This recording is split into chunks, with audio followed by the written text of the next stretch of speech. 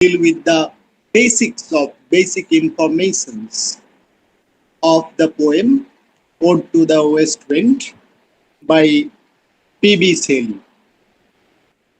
Now, whenever we speak of P.B. Shelley as a romantic poet, first of all, there comes a derogatory expression made about Shelley by none other than Matthew Arnold,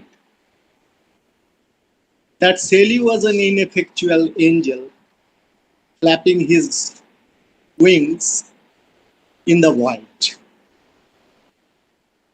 No doubt about the fact that Shelley was angelic in his disposition, in his beauty. But whether he was ineffectual, that's the basic question.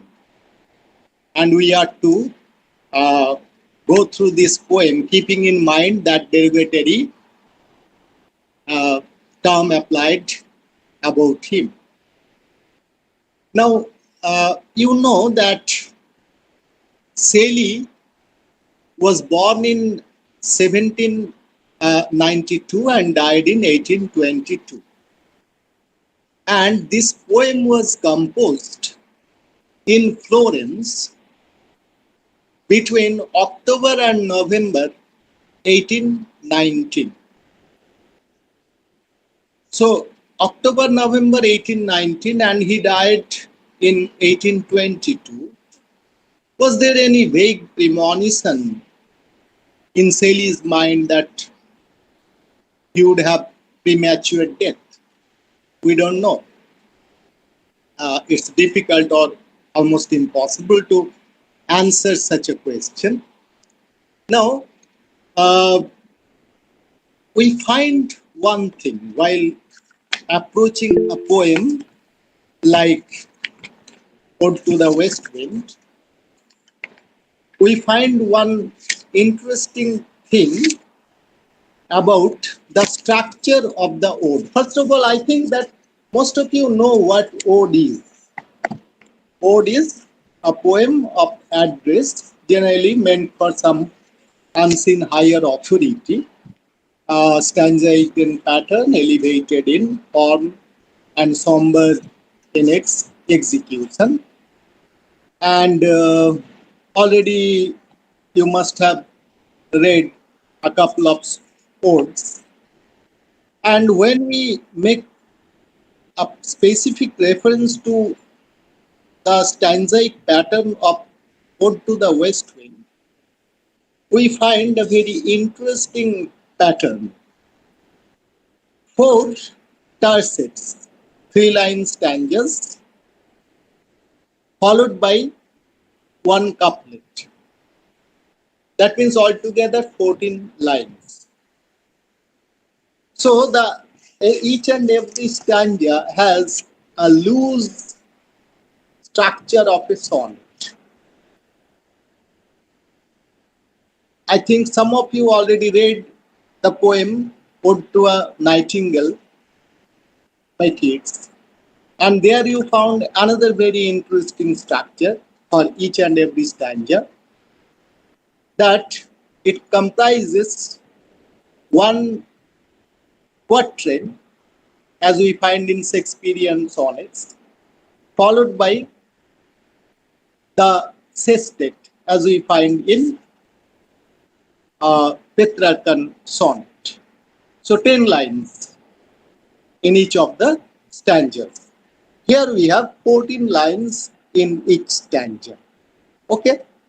So the poem was composed in Florence between October and November 1819, and it comprises 5 stanzas having 14 lines each. Well, now, as an ode is a poem of address, elevated solemn address, here the address is made to the spirit of the West Wind. I don't know if you are all the listeners here are Bengali or not. I suggest one poem for you, composed by Mohit Lal Mojumdar, কালবৈশাখী। ওই কবিতাটা আমি সবাইকে বলবো পরে আর কি পড়ে নিতে।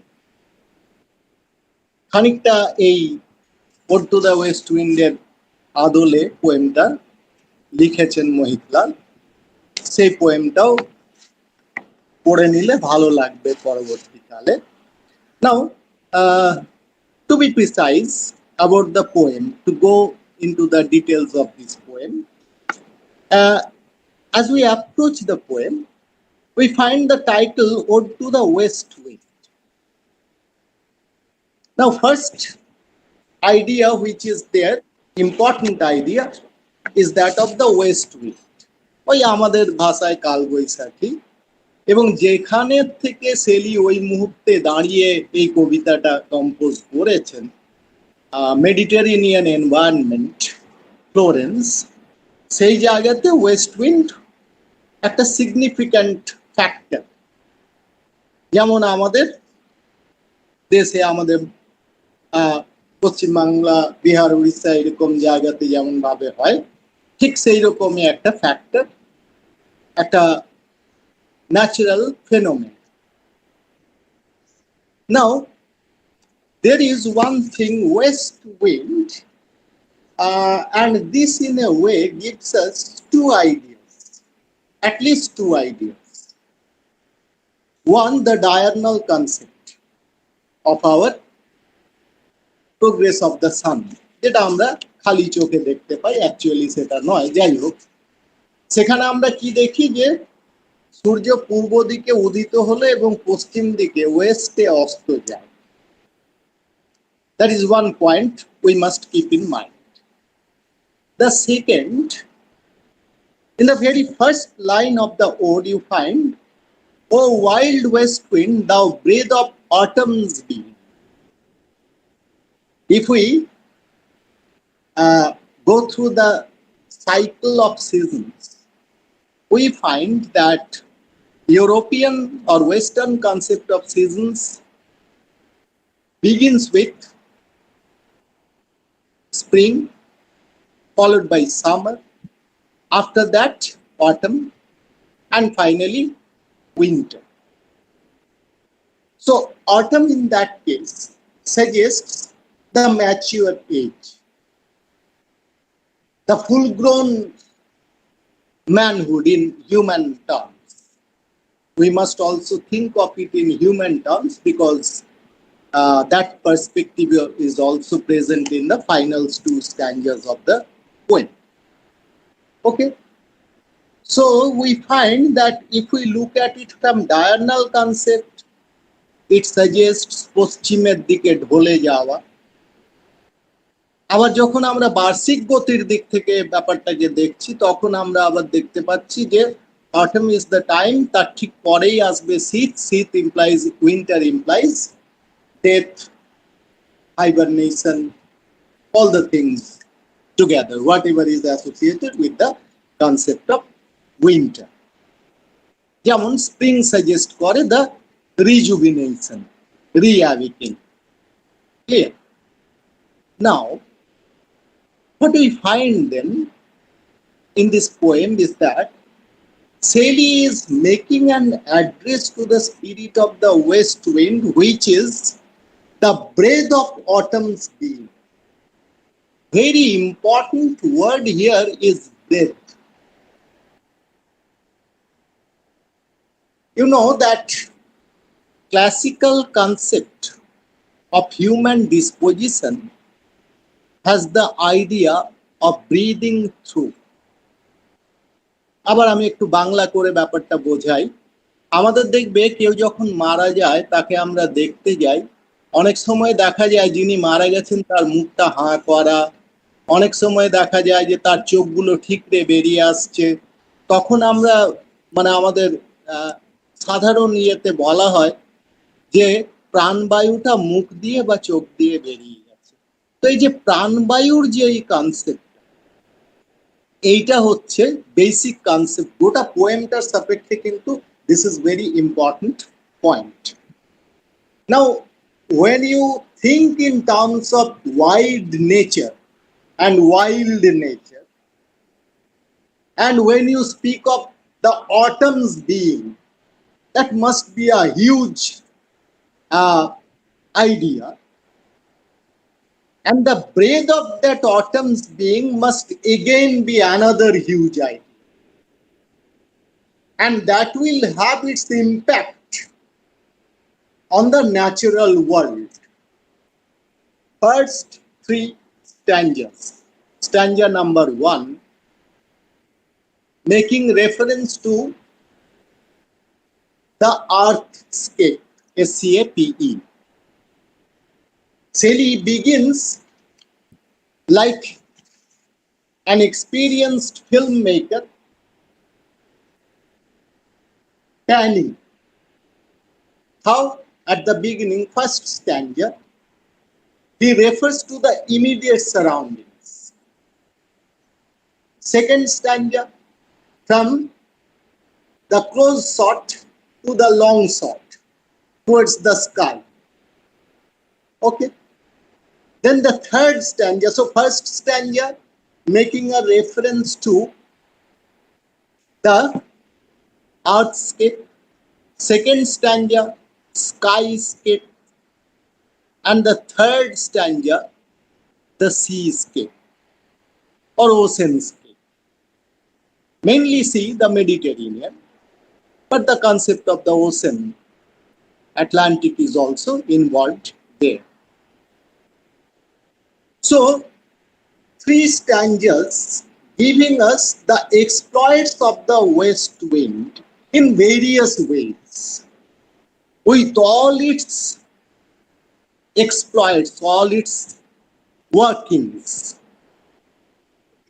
And the first stanza ends with a very interesting note. Destroyer and preserver, oh, here.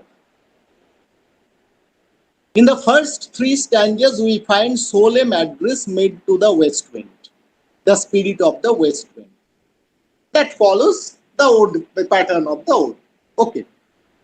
And each and every, all the three stanzas ends with, oh, here.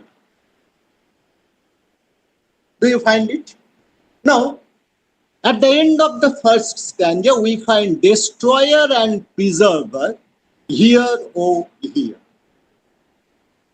Why destroyer first and preserver next? Shelley already divulged all the associatives with the concept of the earthscape. When the west wind turns loose, how it goes on making exploits over the entire zone, entire earthscape, that has already been described, and described with some very interesting suggestions. With some interesting suggestions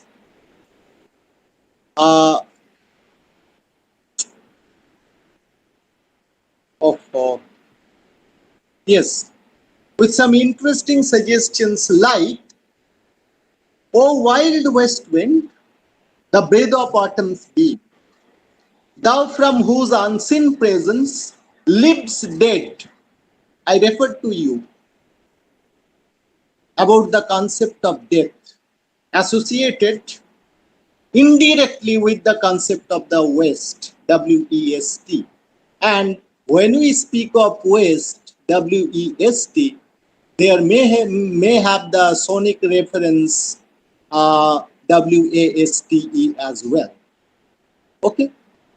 So, the lips dead are driven like ghosts from an enchanted flea. Please keep in mind this association. পরে আমরা শেষ স্ট্যাঞ্জায় গিয়ে এটাকে relate করব। Like ghost from an enchanted flea.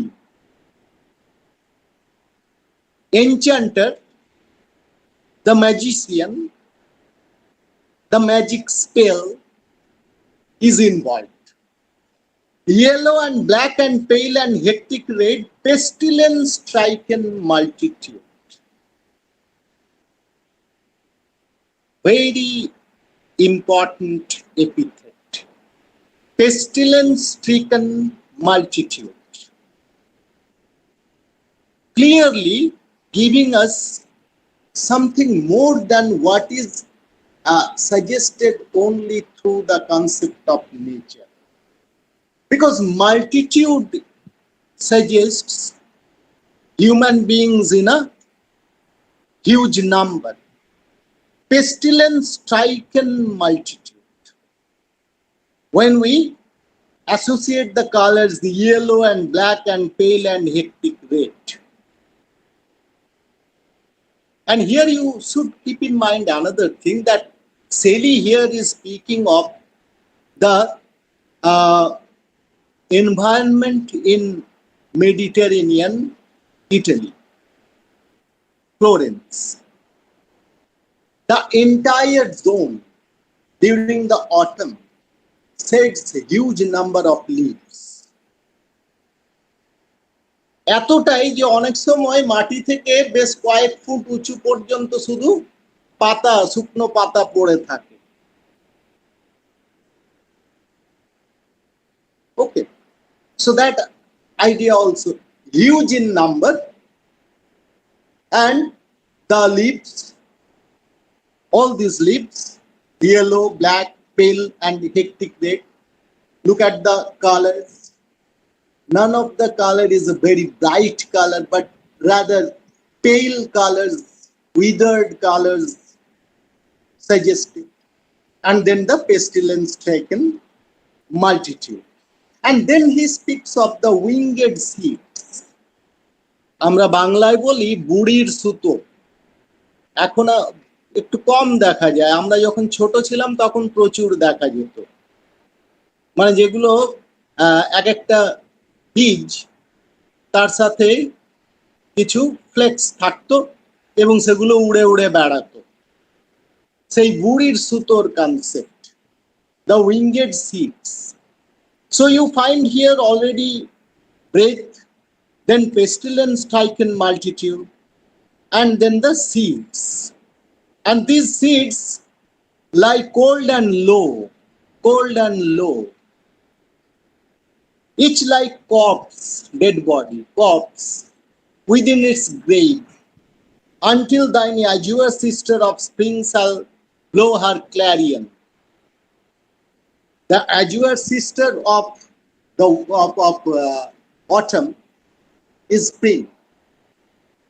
So what is interred into the earth, that will be rejuvenated, reawakened, re-enlivened during the spring. So already we find some very interesting associative ideas regarding the poem. Now we come to the last but one line of the first stanza. Last line of the first stanza, destroyer and preserver. Why destroyer first and preserver next? That question has been legitimately asked by some critics. You know that this entire poem, আসলে আমি এখনই ব্যাপারটা একটু diverge করতে চাইছি না, আমি চাইছি শেষে গিয়ে এটাকে সাম আপ করার সময় বলতে, একটু ধৈর্য ধরা থাকা আমাদের। এখনই আমি বলছি না, খালি মাথায় রাখো দুটো জিনিস, এক pestilence stricken multitude, and second destroyer and preserver, not preserver and destroyer. These two ideas from the first stanza. Second, thou on whose stream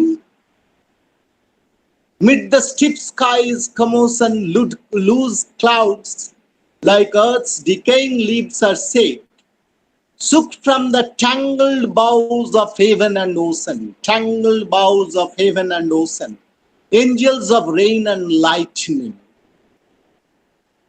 There are spread on the blue surface of thine airy sword, making a reference, direct reference to the Mediterranean, like the bright hair uplifted from the head of some fierce Maenad.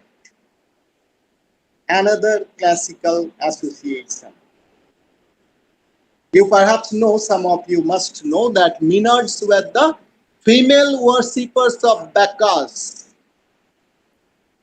the wine god of Greek association. The female worshippers, they would become so enthralled, they would be so carried away that their hairs would go uplifted. So just that image of a woman, her hair getting uplifted, if you elongate that image to the natural level, then you get the idea what implied by Shelley here. আমরা যখন সমুদ্রের দিকে তাকাই, উল্টো পাশটা দেখলে মনে হয় সমুদ্রটা সমুদ্রের সাথে আকাশটা মিশেছে। তো যেখানটা ওই ভার্জিং পয়েন্ট, হরাইজন, সেই জায়গা থেকে যদি কালো হিয়ার কুণ্ডলী, মেঘের কুণ্ডলী উঠতে থাকে, and if that is associated with the concept of the fierce Maenad, then you understand what is implied. Some fierce Maenad, even from the dim verge of the horizon to the zenith side.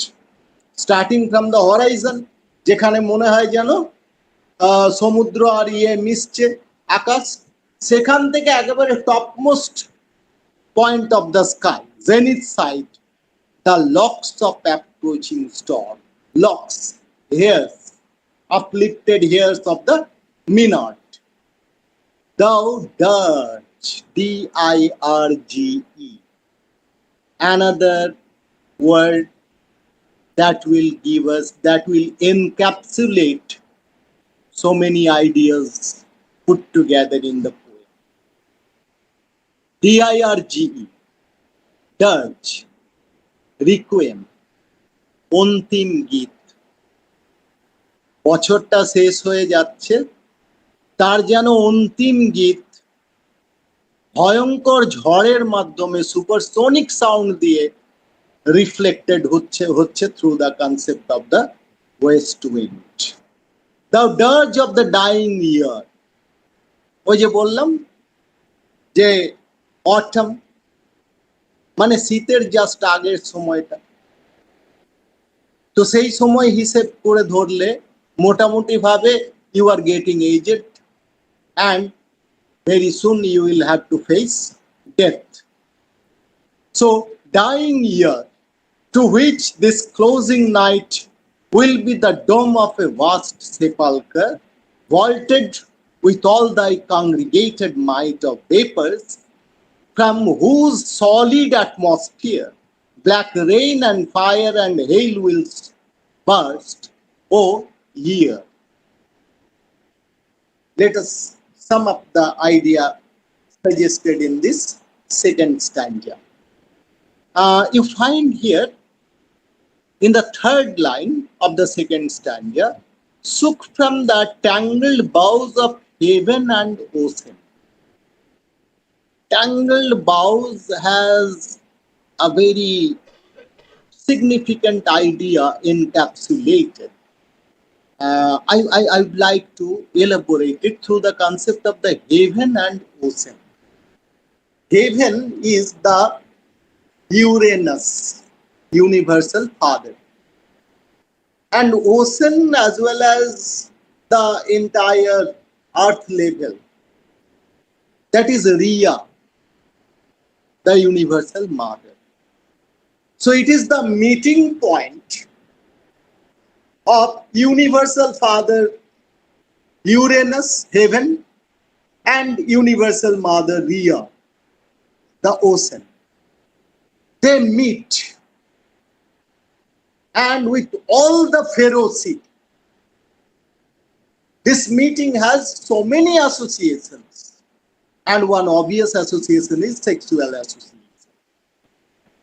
And then when you come here to this point, dome of a vast sepulchre, Then one idea from that sexual point of view, the idea which is implied, কারণ এটা যেটা ঘটছে সেটা আর্থ লেভেলের উপরে sky level এইরকম ভাবে একটা ডোম শেপ তৈরি করছে, and particular shape dome, this implies another thing.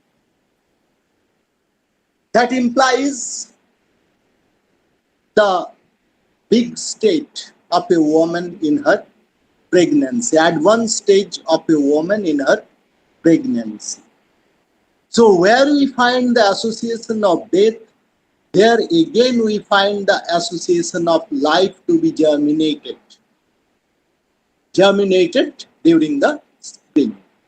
Okay. So the dirge of the dying year, to which the closing night will be the dome of a vast sepulchre, vaulted with thy congregated might.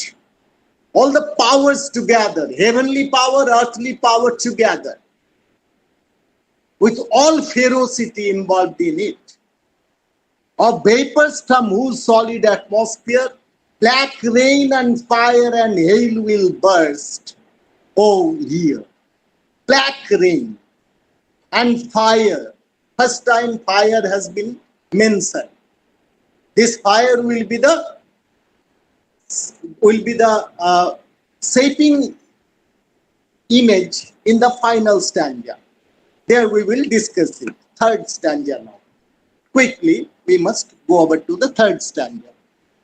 Thou who didst waken his summer streams the blue Mediterranean, where he lay lulled by the coil of crystalline streams. Lulled by the coil of crystalline streams. Look at the felicity of the expression. Three law sounds, because liquidity is suggested here. Beside a pumice isle in Bayer's Bay, a bay which Shelley had physically visited. উনি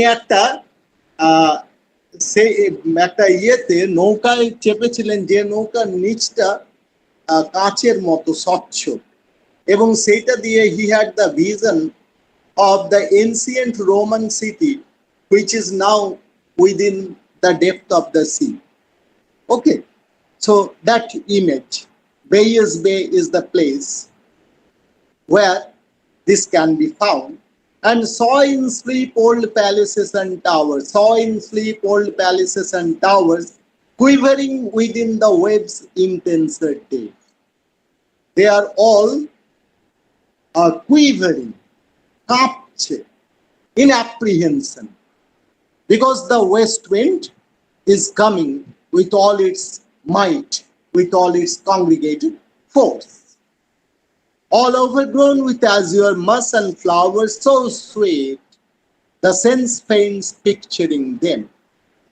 Shelley's romanticism most often comes over his poetic creed. Thou for whose but the Atlantic's level power, for the first time Atlantic is mentioned along with the Mediterranean, cleave themselves into chasms, while far below the sea blooms and the oozy wood, which where the sapless foliage of the ocean know thy voice. Everything in the Mediterranean, including the Atlantic, যা কিছু আটলান্টিকের সারফেসে আছে, তার ভেতরে আছে, সমস্ত কিছুই, they are all aware of the congregated might of the west wind. Therefore, they are all quivering, they are all trembling in apprehensions, in fear. Thy voice,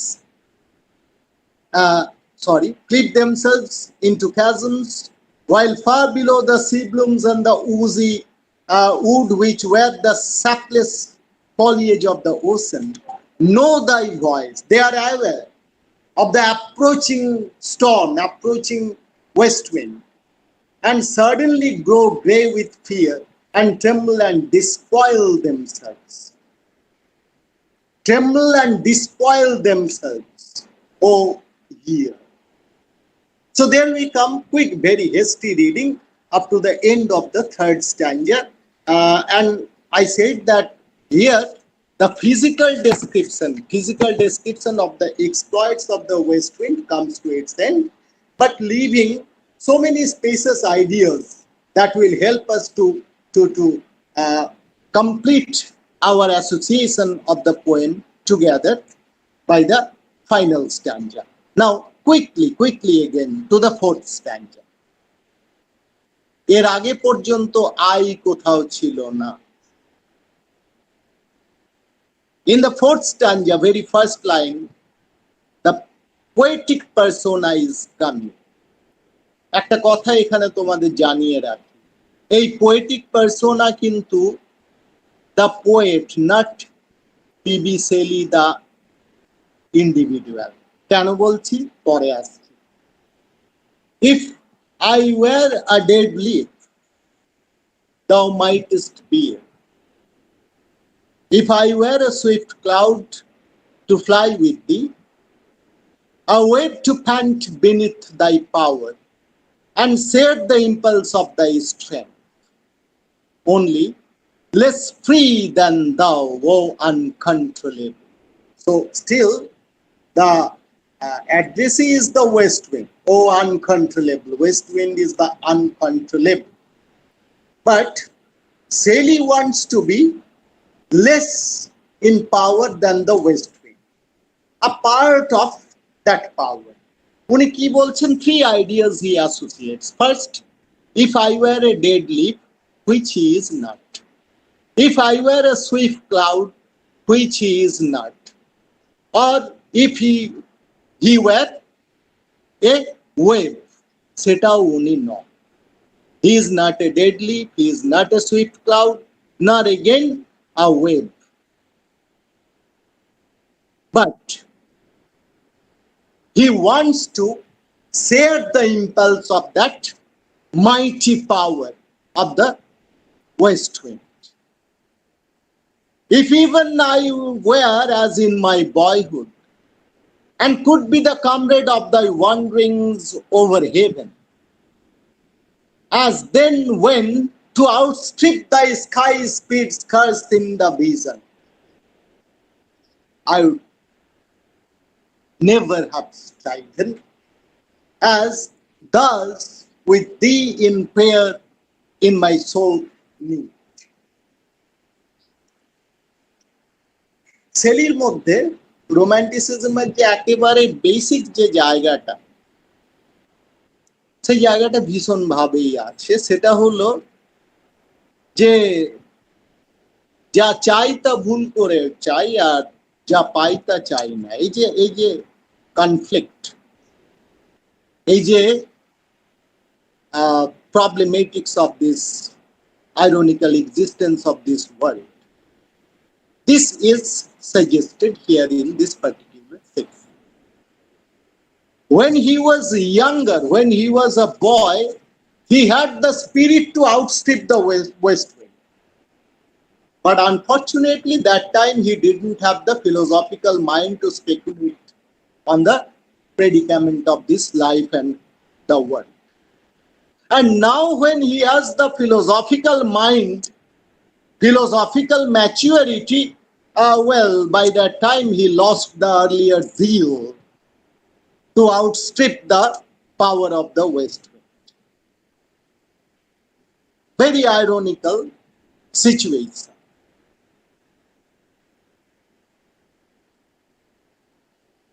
As thus from thee in prayer in my soul need. This is the time when I most need your help. I am in sore need.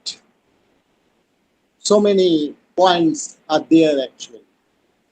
So many ideas are playing in the background of Shelley's mind. Two of his offsprings died.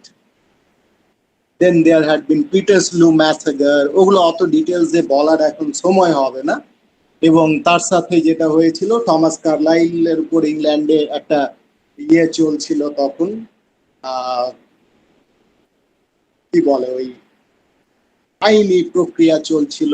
Shelley নিজে, he was denied the custody of his two offsprings by Harriet. এই সমস্ত কিছু together. He was not in the best of his mind. He was in sore need really, and he wanted to soar above everything. Oh, lift me a wave, a leaf, a cloud. I fall upon the thorns of life, I bleed. Definitely, here we do have an image, the image of Jesus Christ at Calvary. I'm not going into the details of it. A heavy weight of ours has chained and bowed one too like thee, tameless and swift and proud. So Shelley says one thing, that there was a time when he had the spirit to compete with the power of the west wind, speed of the west wind. But with the passage of time, unfortunately, he lost that spirit. But by that time, he has acquired the philosophical depth of imagination and reason. So how to make proper use of this imagination and reason? That he suggests in the final stanza.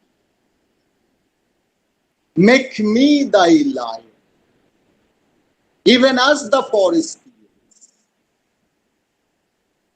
Lyre is a kind of stringed musical instrument. Veena, amader concept. Make me thy lyre, even as the forest is. The west wind is a huge spirit, autumn's being. So for that west wind, the lyre will be the entire forest adjoining Florence. In human terms, এটা ছোট হয়ে আসবে। সেখানে কি হবে? It will be a lyre, a kind of musical instrument that can be easily played by human beings. What if my lips are falling like its own? What if my lips are falling like its own? He is lamenting the passage of time, approaching senility. The tumult of thy mighty harmonies will take from both a deep autumnal tone. The tumult of thy mighty harmonies.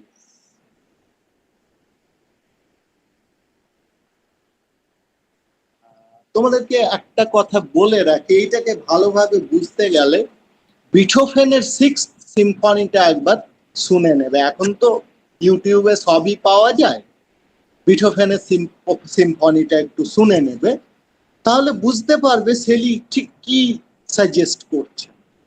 The tumult of thy mighty harmonies. It is supersonic harmony.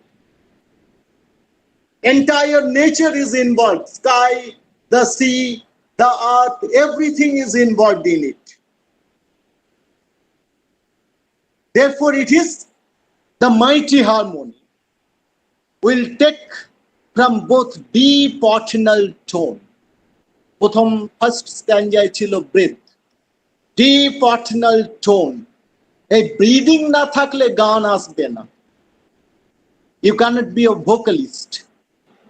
And that vocalist in you will make use of the tone in different ways.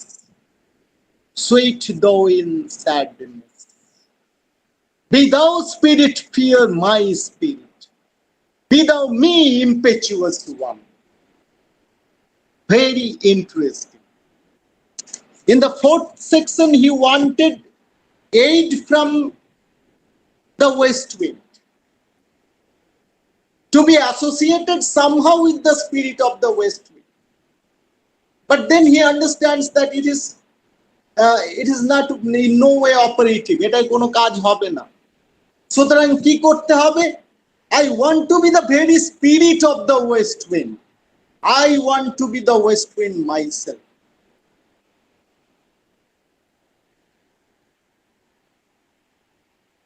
West wind কি করছে? তার মাইটি যে পাওয়ার সেটা দিয়ে নেচারকে ransack করে দিচ্ছে, destroying the entire nature.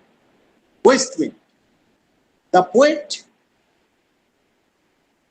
he will be another form of west wind, and his powers will be directed towards the society. আমরা finally আসছি ফাইনালের দিকে। Be thou me, impetuous one. Drive my dead thoughts over the universe. From the first stanza to the last stanza, death imagery is very much there. Pestilence striken multitude onward. Waste of human beings, human energy. এই পৃথিবীতে বহুবার বহুভাবেই হয়েছে, হাজার হাজার লাখ লাখ মানুষ মারা গেছে। তো সেটা কোনো নতুন কিছু নয়। Drive my dead thoughts over the universe like withered leaves to quicken a new bird. So it not only suggests the destruction, it also suggests the construction, preservation.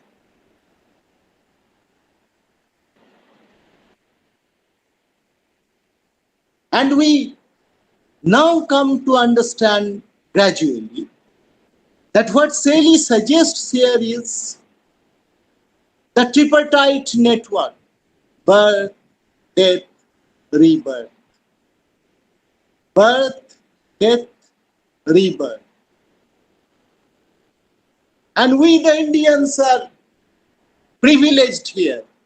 আমি ক্লাসে পড়াতে গিয়েও এই কথাটা বলছিলাম যে আমাদের সুবিধা হচ্ছে যে আমরা এই কনসেপ্টটা, ট্রিপার্টাইট কনসেপ্টটা আমরা আমাদের বার্থ রাইট হিসেবেই পাই। ব্রহ্মা, বিষ্ণু, মহেশ্বর অনওয়ার্ড, যে কোনো ভাবেই দেখো না কেন, একজন সৃষ্টি করছেন, একজন বিনাশ করছেন, আরেকজন প্রিজার্ভ করে যাচ্ছেন। Scatter, drive my dead thoughts over the universe like withered leaves to quicken a new birth. And by the incantation of these words, scatter as from the unextinguished heart the final dominating image, unextinguishing heart, ashes and sparks, my dead words among mankind. Be through my lips to unawakened earth the trumpet of a prophecy. Make me thy lyre was the call, was the submission. But then the poet understood that this submission means nothing. Rather, he should be the trumpet of a new prophecy. A prophecy,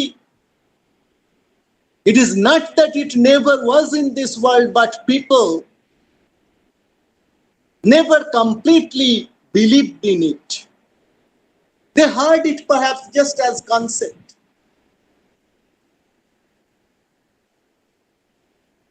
Shelley himself, Shelley নিজেই এক জায়গায় বলছেন যে concept ততক্ষণ পর্যন্ত একটা external idea থেকে যায় যতক্ষণ না পর্যন্ত you drive it home into the mind of the audience. The poem definitely has a political message. The poem first begins at the physical level up to the end of the third stanza. Fourth stanza onward, it becomes personal. And finally, that personal takes the form of the political. And then we understand the total suggestion which is implied by Shelley. Scatter as from the unextinguished heart. ফায়ারপ্লেসে যখন আগুন ধরানো হয় প্রথমে দাও দাও করে জ্বলে blazing, তারপরে ধীরে ধীরে কি হয় ওই আগুনের মানে লগ ফায়ার লগ যেগুলো কাঠ যেগুলো তার শক্তিটা কমে আসে, তখন একটা এম্বার স্টেটে চলে আসে, কিন্তু তখনও আলোটা শেষ হয়ে যায়, উত্তাপটা শেষ হয়ে যায় এমন নয়। The poet is in that state right now. এবং সেখান থেকেও বিভিন্ন স্পার্কল ছড়াতে পারে, sparks and ashes, and each and every spark has the power to create a blazing effect. The situation in society is very convenient right now. সবই dead হয়ে আছে, সবই উইদার্ড হয়ে আছে, কেবল চাই the flickers of the new thoughts which can imply a new beginning, a new hope, a new Jerusalem. Trumpet of a prophecy. What is that grand prophecy? One of the best lines you will ever read in literature as a whole. Oh wind, if winter comes, can spring be far behind?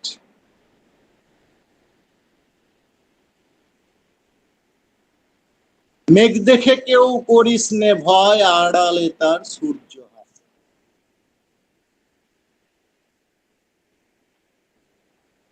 দুঃখ যদি আসে আসুক, কারণ দুঃখের পরেই সুখ আসবে। দুঃখ বিনা সুখ লাভ হয় কি মোহিতে। সুতরাং the poet here is giving a totalized picture of his doctrinated standpoint. As a poet, Shelley always upheld the spirit of human emancipation. At first, he was under the strong influence of William Godwin and his philosophy of power he accepted in his younger age. But then with the passage of time, he came across the matured writings of Plato, especially when he translated Ion and Phaedrus. And there he understood that power alone is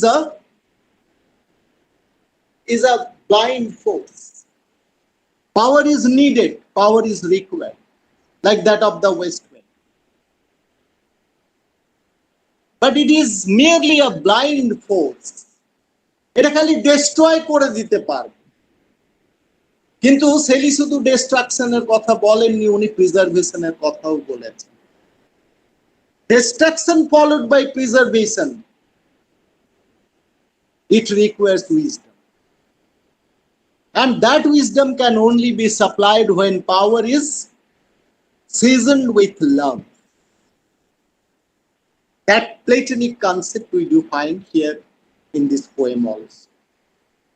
Now, fire image was first referred to in the second stanza, and finally we do find here in the external, in unextinguished heart, etc. And whenever there is fire image, that image definitely suggests the role played by Prometheus, who stole the torch from heaven for the benefit of mankind. And this final stanza gives us the impression that the wind is like Orpheus. Classical, to speak in classical terms, the wind is like Orpheus, creator of the world. But the poet is like Prometheus, the creator of man and society. Shelley, as a radical political preacher,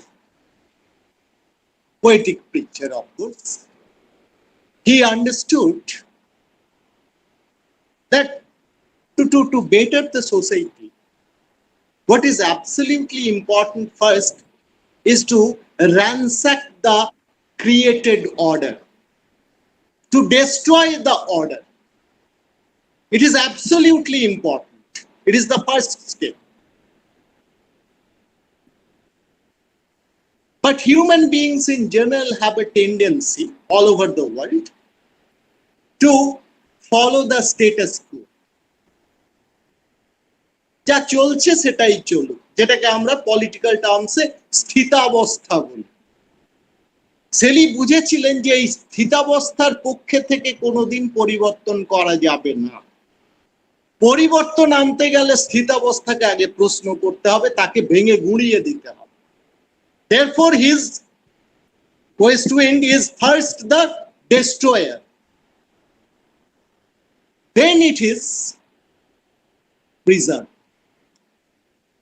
After the destruction of the age-old beliefs, which have all been proved idle, insignificant, futile, now Shelley wants that his dead thoughts be strewn all over the world. Strewn all over the world so that new sprouts should be there, and with a conviction. The conviction will be, oh wind, if winter comes, can spring be far behind. Thank you. This is from my part. It's just a hasty reading. But then, Partho, if you have any question from the part of the students.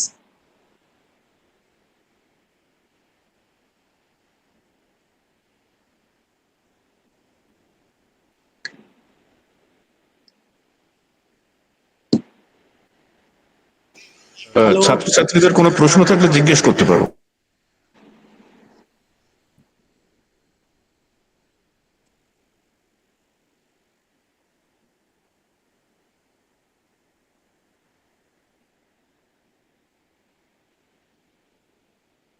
আমার মনে হয় বেশিরভাগ জনের পোয়েমটা পড়া নেই, বা পড়লে ওই কারসরি রিডিং হয়েছে, যার জন্য তারা একটু প্রশ্ন করতে ভয় পাচ্ছে। আমি স্টুডেন্টদের বলবো যে কোয়েশ্চেন করতে ভয় পাবে না, সব সময় যা কোয়েশ্চেন মাথায় আসবে দড়াম করে ফেলবে, ওই সেলির মতো আর কি, বুঝলে তো, যে আগে ভেঙে দাও, তারপরে তুমি চিন্তা করবে যে কিভাবে আবার নতুন করে গড়বে বা প্রিজার্ভ করবে। ঠিক আছে, এটা ক্লাসের ক্ষেত্রেও সত্যি, এটা যে কোনো এরকম ইনভাইটেড লেকচার বা যে কোনো কিছুর ক্ষেত্রেই এটা ভীষণভাবে সত্যি।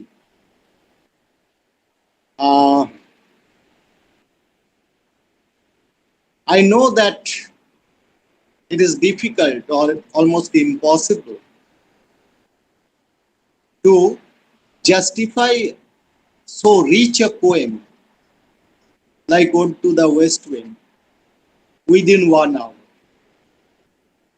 But I have tried my best, keeping up the time. And at least I hope that if not today, in future, some of you will remember this poem and the way I wanted to impress the basics of this poem within your heart. So thanks everybody for your participation. Thanks Manbhum College authorities, Manbhum College for inviting me, and thanks for everything. Thank you, sir. Thank you very much. Dr. Mondal is not present in this room at this very moment, as I can see. Uh, thank you, sir. We shall wait for a few minutes and then proceed to the next session. Thank you, students. Stay within the room, please.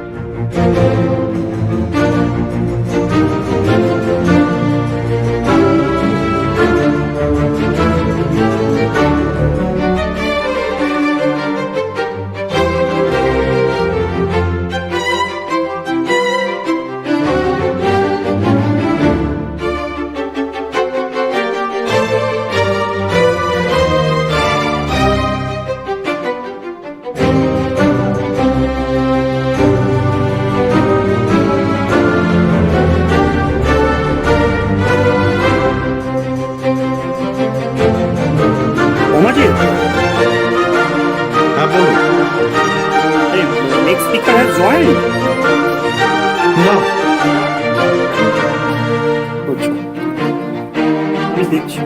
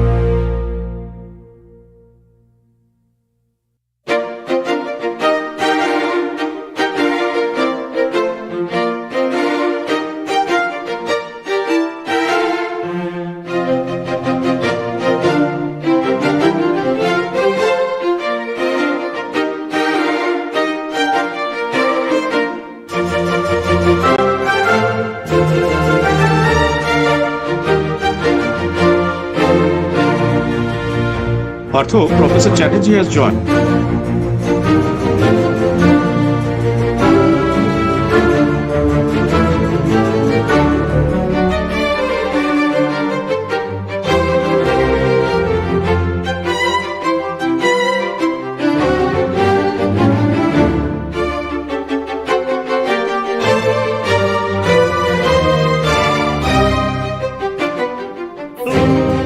We'll wait 2-3 minutes. Let's have Professor Chatterjee has joined.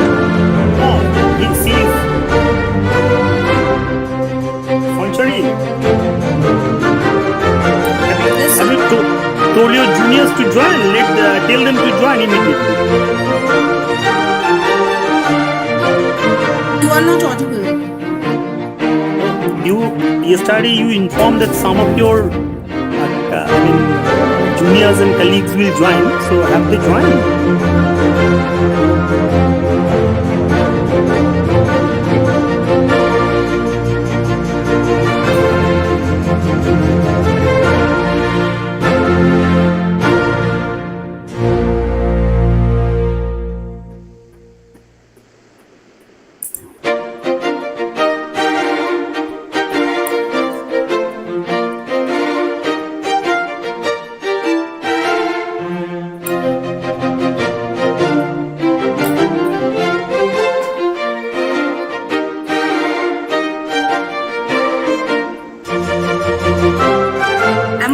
Sir? Now? Yes, you're audible.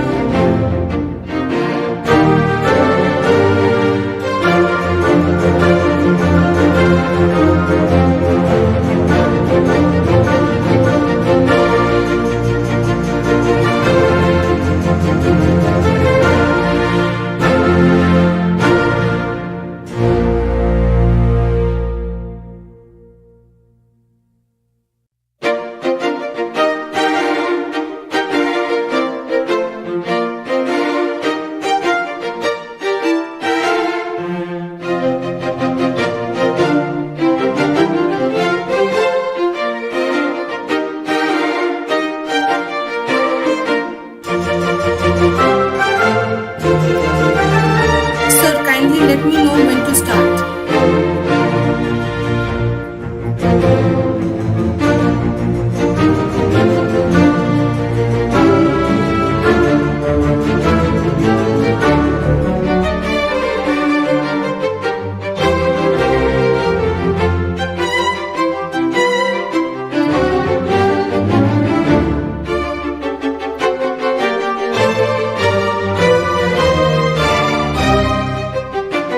Okay, Sanchari, so we'll begin the next, the last session, today the last session. So with us we have Sanchari Chatterjee, research scholar, NIT Agartala. And Sanchari is a young researcher and very enthusiastic. So he has, contributed a number of research articles, and as a student of literature, the enthusiasm, the energy I find in her is very rare today. So I have invited Sanchari to deliver a lecture on Naipaul. Perhaps it is the broad area is the domain of our research. So I thought she's to be the befitting, person to deliver a lecture on Naipaul's mystic measure. So hope our students will enjoy a lot, and it will be engaging and thought-provoking lecture. So over to you, Sanchari, for your presentation. Thank you very much. Thank you, sir. And I would like to extend my thanks to all the organizing committee members for giving me the opportunity to present a lecture on the topic of my own research, which is diaspora studies. And that is also on a very famous writer such as Naipaul. And one of his famous work we are today going to discuss, that is Mystic Measure. Before I would like to share my screen so that you can see.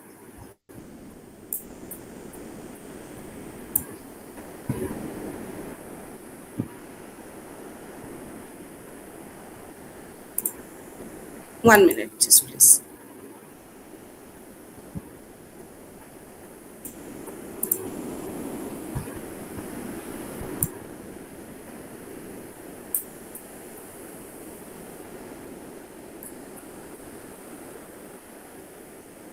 Is it visible, sir? Yes, it is. Okay. Would you like to Thank go full screen mode, madam? Yes. Thank Yeah. you. So my topic is Accentualizing Identity and Displacement in V.S. Naipaul's The Mystic Measure. Now, before explaining the topic, it is important to understand the two terms that I have included in my title, which is identity and displacement. Now, when I talk about identity, or any of us think about identity, the first thing that comes in our mind, that is, what is your name? Tomar naam ki? That is the first thing that we ask. But identity is not something which is attributed on a person, right?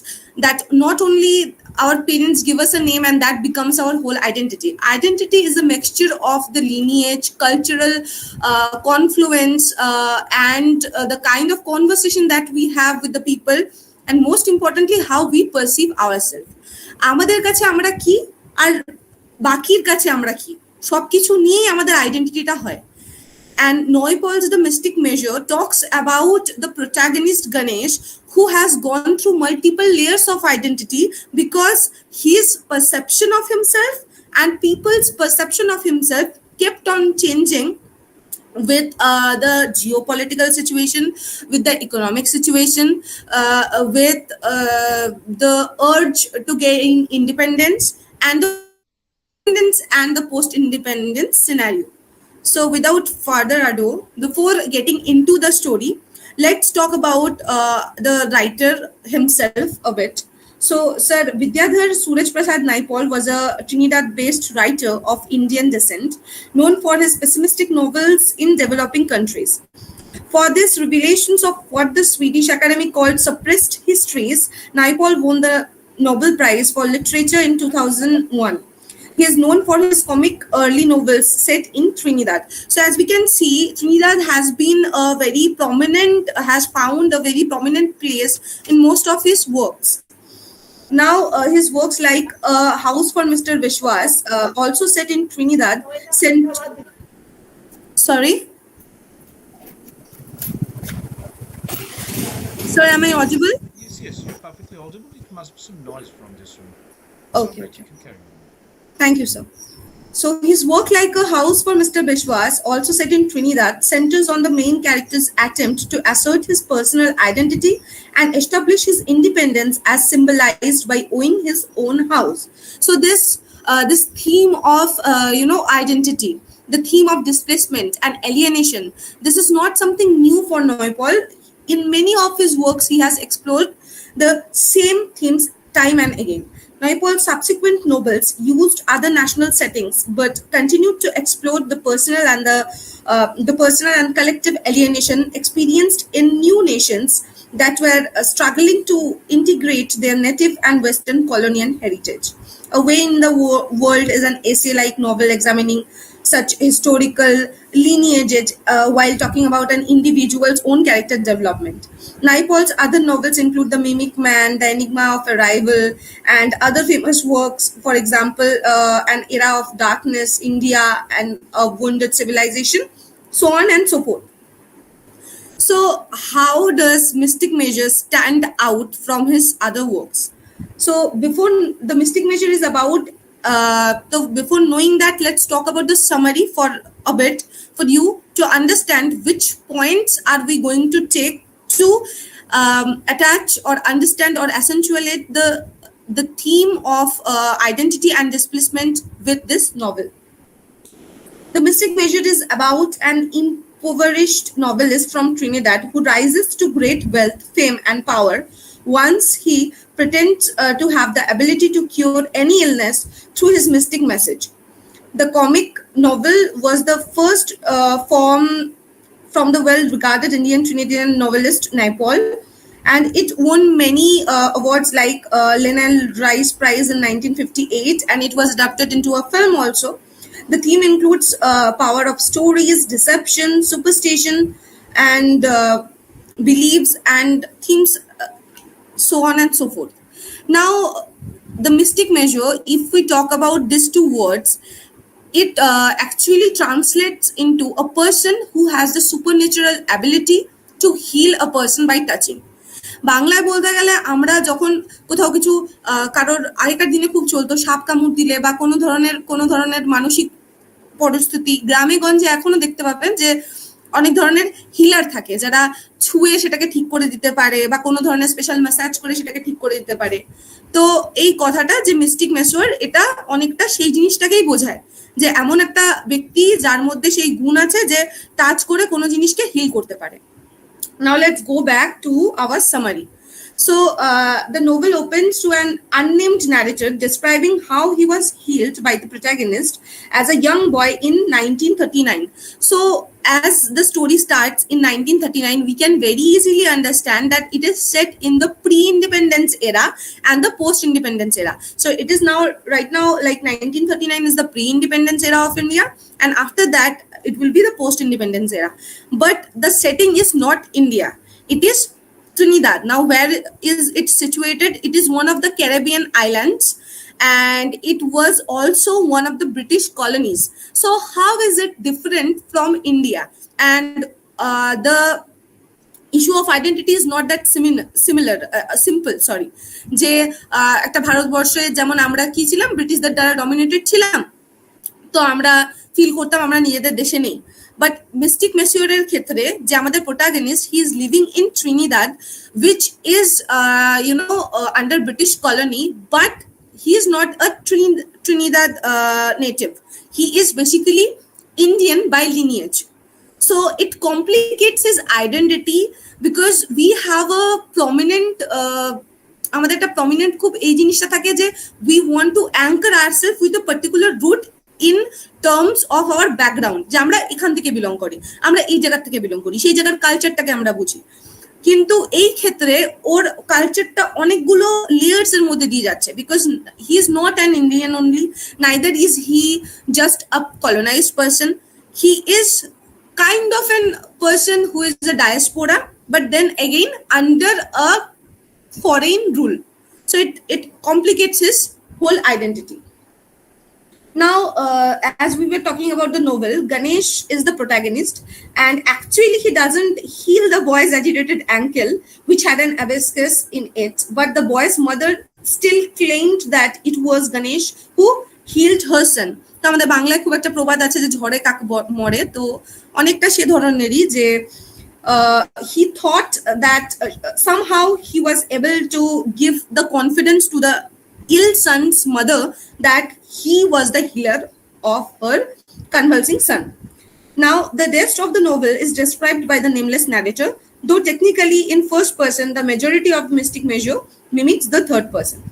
Now, set in 1940s, Ganesh Ramasumayar is an inept teacher in relatively small Trinidadian village named Four Ways. So, Four Way bole ekta grame, he is the teacher there.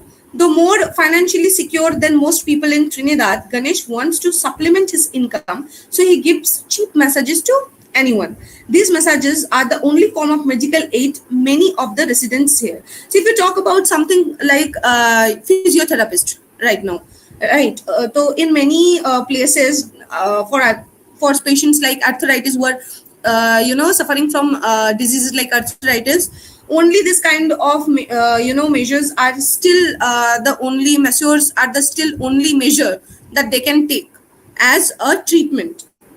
Now, when Ganesh accepts the fact that he is not cut out for teaching children, he returns home to restart his career. So, teaching is not everyone's cup of tea. So, after teaching the students for some days, he realizes this fact that he is not a person who should be a teacher. So, he thinks of the other alternatives which he might take on, the other jobs, and he returns back to his native place. He learns that his father has died. His aunt, whom he simply calls the Great Belcher, pays for the services and the cremation process. After the funeral, he meets Ramalgaon, a well-to-do owner of several shops. After they talk, Ram Logan offers his daughter, the super serious Leela, who is just 16-year-old compared to Ram Logan. Now, so Ram Logan has a daughter. So the daughter is Leela, and Ram Logan has this conversation with Ganesh about Leela. And finally, against Leela's will, she has to marry Ganesh. Ganesh shows he is a climber, right? What is a climber? What is a social climber? Ganesh is not someone who is content with what he have. He knows precisely what he likes and what he does not like, right? For example, he was a teacher, but he was not content because he thought that it was not a profession that suits him. But again, it is not only about happiness, that I want to be happy, I can do anything. And we know it from this example that he takes dowry from Leela's father, which is almost $1,500, and a house in Fent Grove, a quiet village in the middle of nowhere. So Ganesh and Leela moves to Fent Grove, and they start residing there. Now, Ganesh soon meets Bihari, another store owner. Under the influence of the autodidactic Bihari, Ganesh decides he will become a famous writer. He orders hundreds of books for the library. Leela supports her husband's efforts at professional improvement, but starts to object once she senses that he is using reading to avoid any writing. So he is supposed to be a writer, right? তো তার জন্য লিখতে হবে, তো লেখার জন্য একটা comprehensive রিসার্চের দরকার। প্রথমে ও কি করে, কম্প্রিহেন্সিভ রিসার্চের জন্য ও একটা লাইব্রেরি খোলে, আর লাইব্রেরিতে 100-200টার মতো বই ও প্রায় অর্ডার দিয়ে দেয় যে আমি পড়বো, কিন্তু কি হয়, ও খালি পড়তেই থাকে, লেখা স্টার্ট করে না। As the years pass, Leela becomes so convinced that her husband is a loser that she leaves Ganesh to live once again under the roof of her father, that is Ram Logan. So she returns back to her paternal home, because obviously her husband was not doing anything professionally, and it was creating an essential problem for the wife. To prove his worth, Ganesh cracks out an educational book on Hinduism. Now he writes an educational book on Hinduism. He titled it 101 Questions and Answers on the Hindu Religion. Okay, so he writes a book. Now he self-published it, and Leela and Ram Logan are very pleased to see the physical proof of his labor. But Ram Logan became furious when he sees that Ganesh dedicated his book to Bihari and not to his wife or father-in-law. So this is like obviously the ultimate point of pressure for Ganesh to write, or to at least try to write something, was the time when his wife left him. But nevertheless, he was very thankful to Bihari, who has been there constantly supporting him in his venture of becoming a writer. Now Ganesh's new book sells poorly. Obviously, it was self-published. He was not a person of great repute. So what happened is that it sells poorly. Now Ganesh has the epiphany that his ideas may be best disseminated if he becomes a religious guru. Now, since the book was on Hinduism, who better to tell the answers of a religion than a religious guru? So he decides that it will be best for him to become a religious guru. So see that here, becoming the guru or becoming a religious guru is not something which he wanted to pursue professionally. Rather, it is supposed to be a mean for him to pursue the profession that he wanted to pursue, which is becoming a writer. Actually, writer hote cheto, but writer te jehito boi likheche Hindu religion e, সেটাকে একটু marketing এর জন্য ও দেখেছে যে যদি আমি একটু গুরুর মতো একটা অরা নি, that will be better. He soon finds success after performing a ritual on a boy whose mother claimed a dark cloud was following him. To get his mother to stop nagging him, the boy claims that Ganesh killed him. Now, this case study is just the start of Ganesh's upcoming success. As Ganesh is kind to each of his clients, they eagerly spread the word about the efficiency of him as a healer. His book on Hinduism suddenly starts to sell very well through Trinidad. Now, Ram Logan decides to profit from his son-in-law's mystic business by charging extra for cab rides to his house. Ganesh is irritated by this and threatens to buy his own fleet of cabs if Ram Logan continues to charge ridiculous prices. Ram Logan has no choice but to relent on his son-in-law's request. As Ganesh's wealth skyrockets, so does the economy of Fent Grove. His moral and economic status endear him to all the town's citizenry. Now, what happens is that in a small village, there is a parallelism. The place that he is staying and he as an individual is somehow replicating each other. মানে আমরা যত আগাবো গল্পটার মধ্যে আমরা দেখতে পারবো যে ওর অ্যাজ আ ব্যক্তি হিসাবে যতটা গ্রোথ হয়েছে, হি as an individual, the way he grew, that is somewhere similar to the growth of Trinidad as an individual country or entity or state, whatever the status it assumed at that time. Now let's talk about what happened next. So এতক্ষণ আমরা দেখলাম যে Ganesh, who initially was a teacher, then wanted to be a writer, but ultimately became a mystic Masseur or a religious guru, whatever you can say, healer, maybe the best word to describe his current proposition. Now Ganesh becomes president of Trinidad Hindu Association after members of the group uncovered that their current president, C.S. Narayan, has been stealing funds from the organization. They started their own newspaper, The Dharma, to alert the public of Narayan's crime. For his efforts, Ganesh is voted to replace Narayan as their leader. See, from just a Masseur to mystic Masseur to a religious guru, and now finally he has become the leader of a very prominent association which has been active there. So this is the point where his career meets the political sphere. Till now, whatever his activity were, that was only a influence, or that only influenced his life as an individual or a particular person's life as an individual. But here he became the head of an association, so you can say that his identity has assumed a political dimension. Now his popularity is so high at this point that when Ganesh runs for an actual political group, the Legislative Council of Trinidad, he wins. Though he soon finds out that it's difficult to deliver on his people first campaign promises, many members of the council favor business interests rather than improving the financial welfare of all citizens. So we see that he is not an opportunist. I mean, he is, but not in the sense that he wants to destroy everyone just for the purpose of serving his own welfare benefit. No.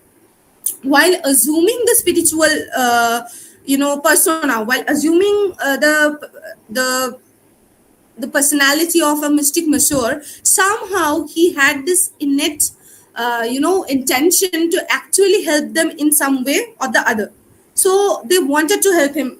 He wanted to help people in some way or the other, if not by the miraculous power of his messages, then by becoming a political person who can be helpful. But what happens is that after he assumes power, he sees that it is not that easy, because there are conflicting interests for different members. Now, meantime, Ganesh published a memoir called The Years of Guilt, and it becomes an instant bestseller. Ganesh's potential in a country that falls for benevolent charlatans appeared to be unlimited. In 1949, a wild strike ripped through some sugar estates in South Trinidad. Now he has become a political power. He won the elections. He became an legislative. He became a member of the legislative council. All of that happens. Now, what happens is that in 1949, strike breaks out in South Trinidad. They attacked him, and during one of his ventures, while he was trying to mediating between the protesting sugarcane workers and the authorities, he became the butt of attack for the protesters, who thought that he was there only to stall them instead of taking any right measure to solve their problem. Excuse me, please give me 1 minute.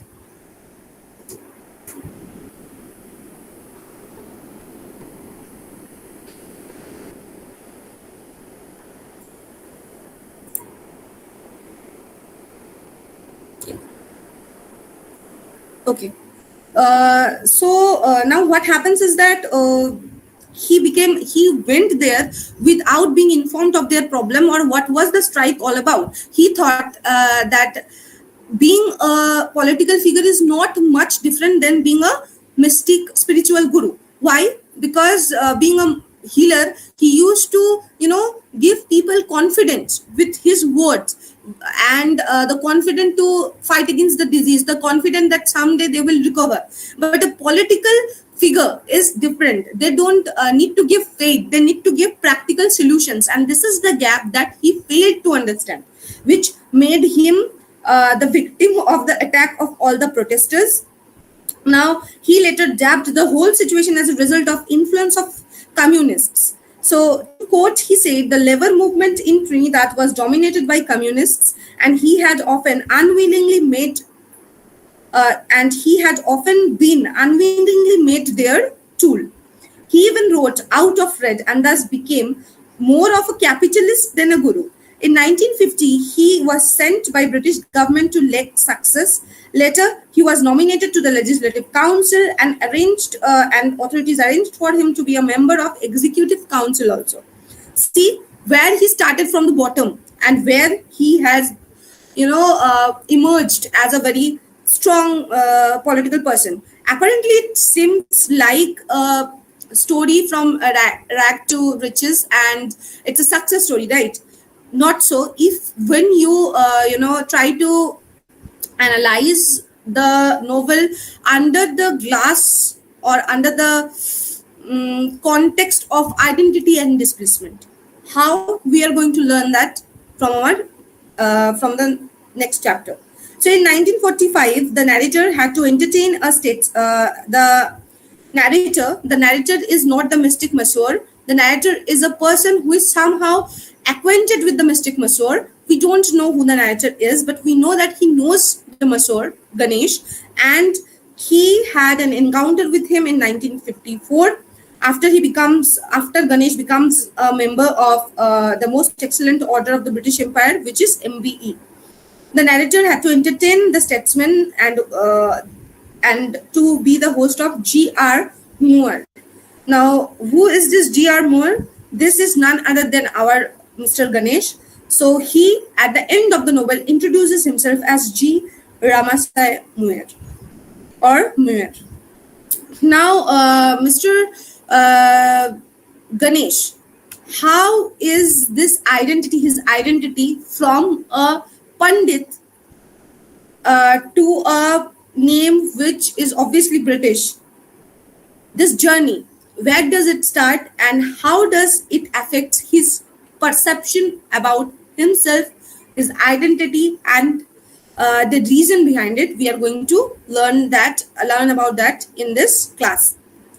Now let's talk about some of the characters. That is, the first and the most important is our obviously the central character, Ganesh Ram Sumer. Then Ganesh's wife Leela.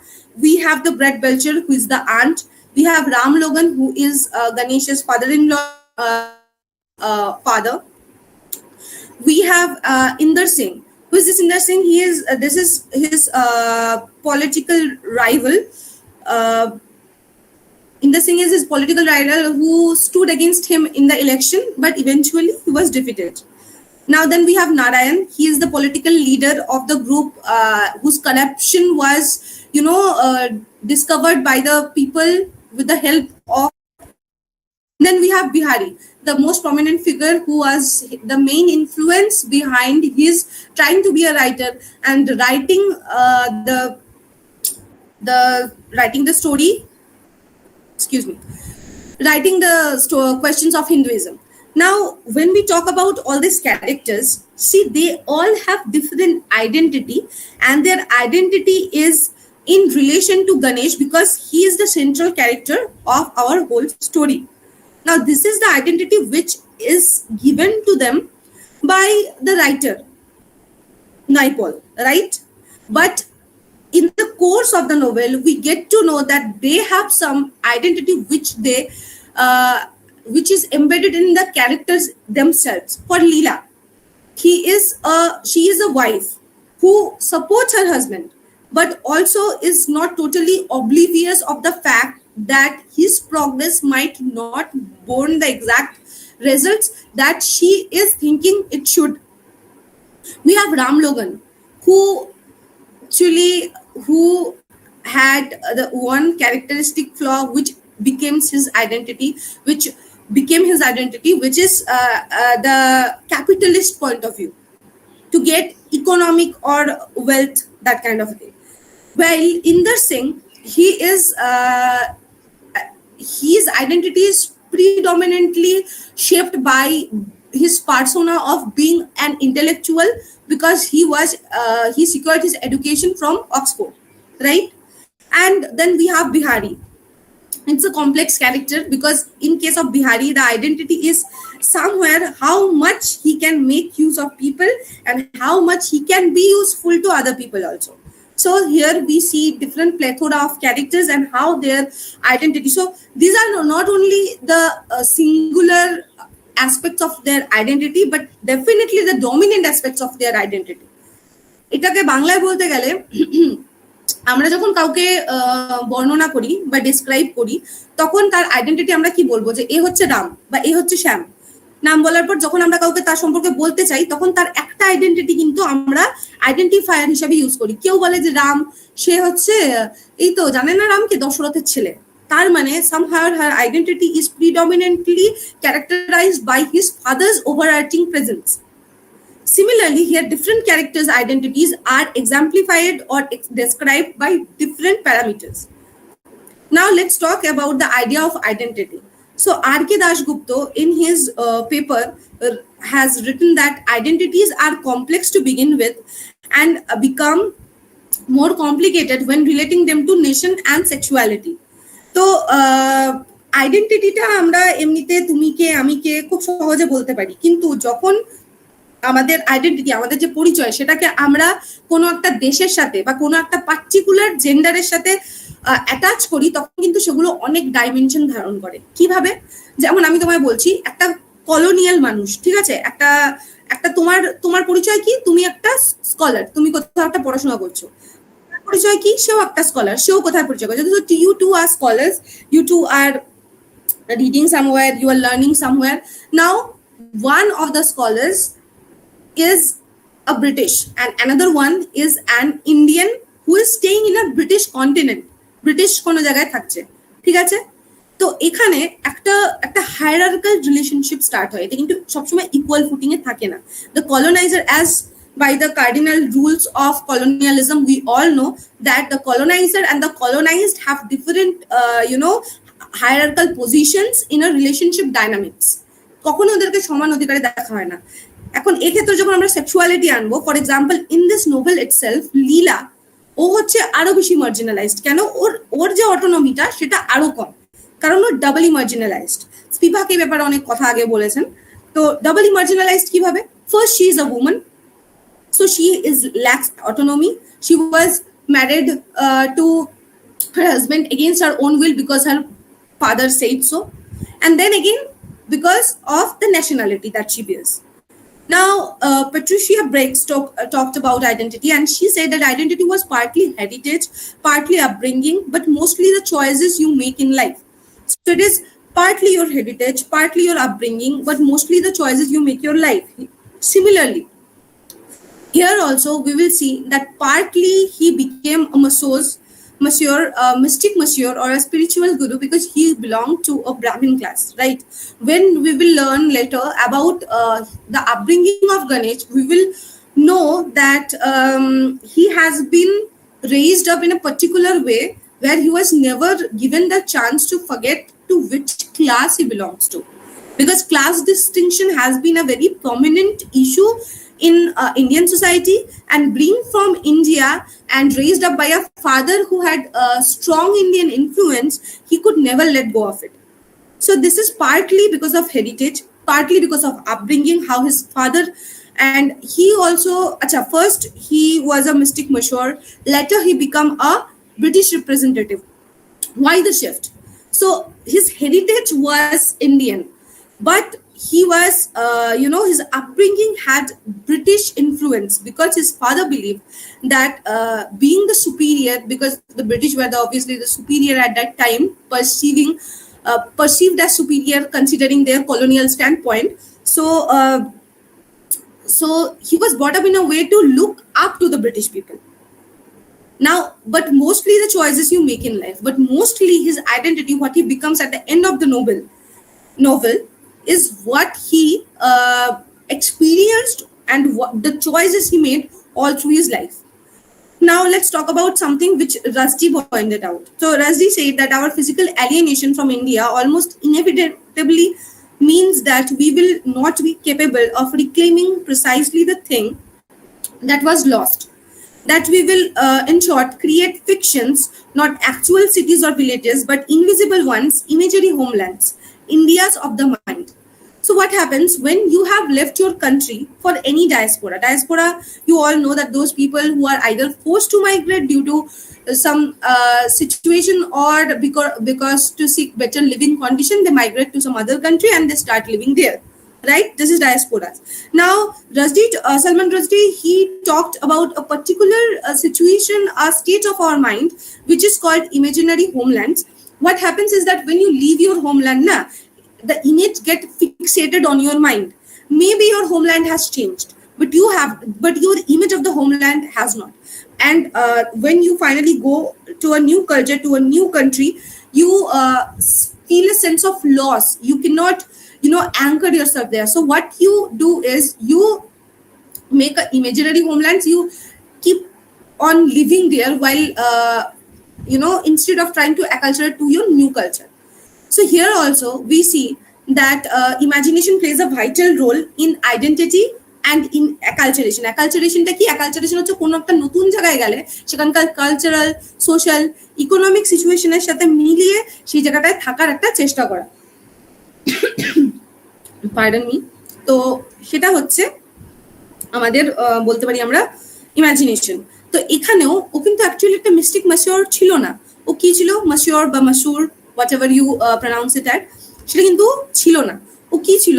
ও ছিল actually একটা normal school teacher যে কিনা একটা ফিজিওথেরাপিস্টের কাজ পারত, right? But এখানে ultimately হলো কি, হলো হচ্ছে ওর ইমাজিনেশন দিয়ে, ওর নিজেকে একটা কিছুটা ইমাজিনেশন কিছুটা কোইন্সিডেন্স দিয়ে he made himself to be a spiritual guru, and that spiritual journey transcended to a cultural and political scenario.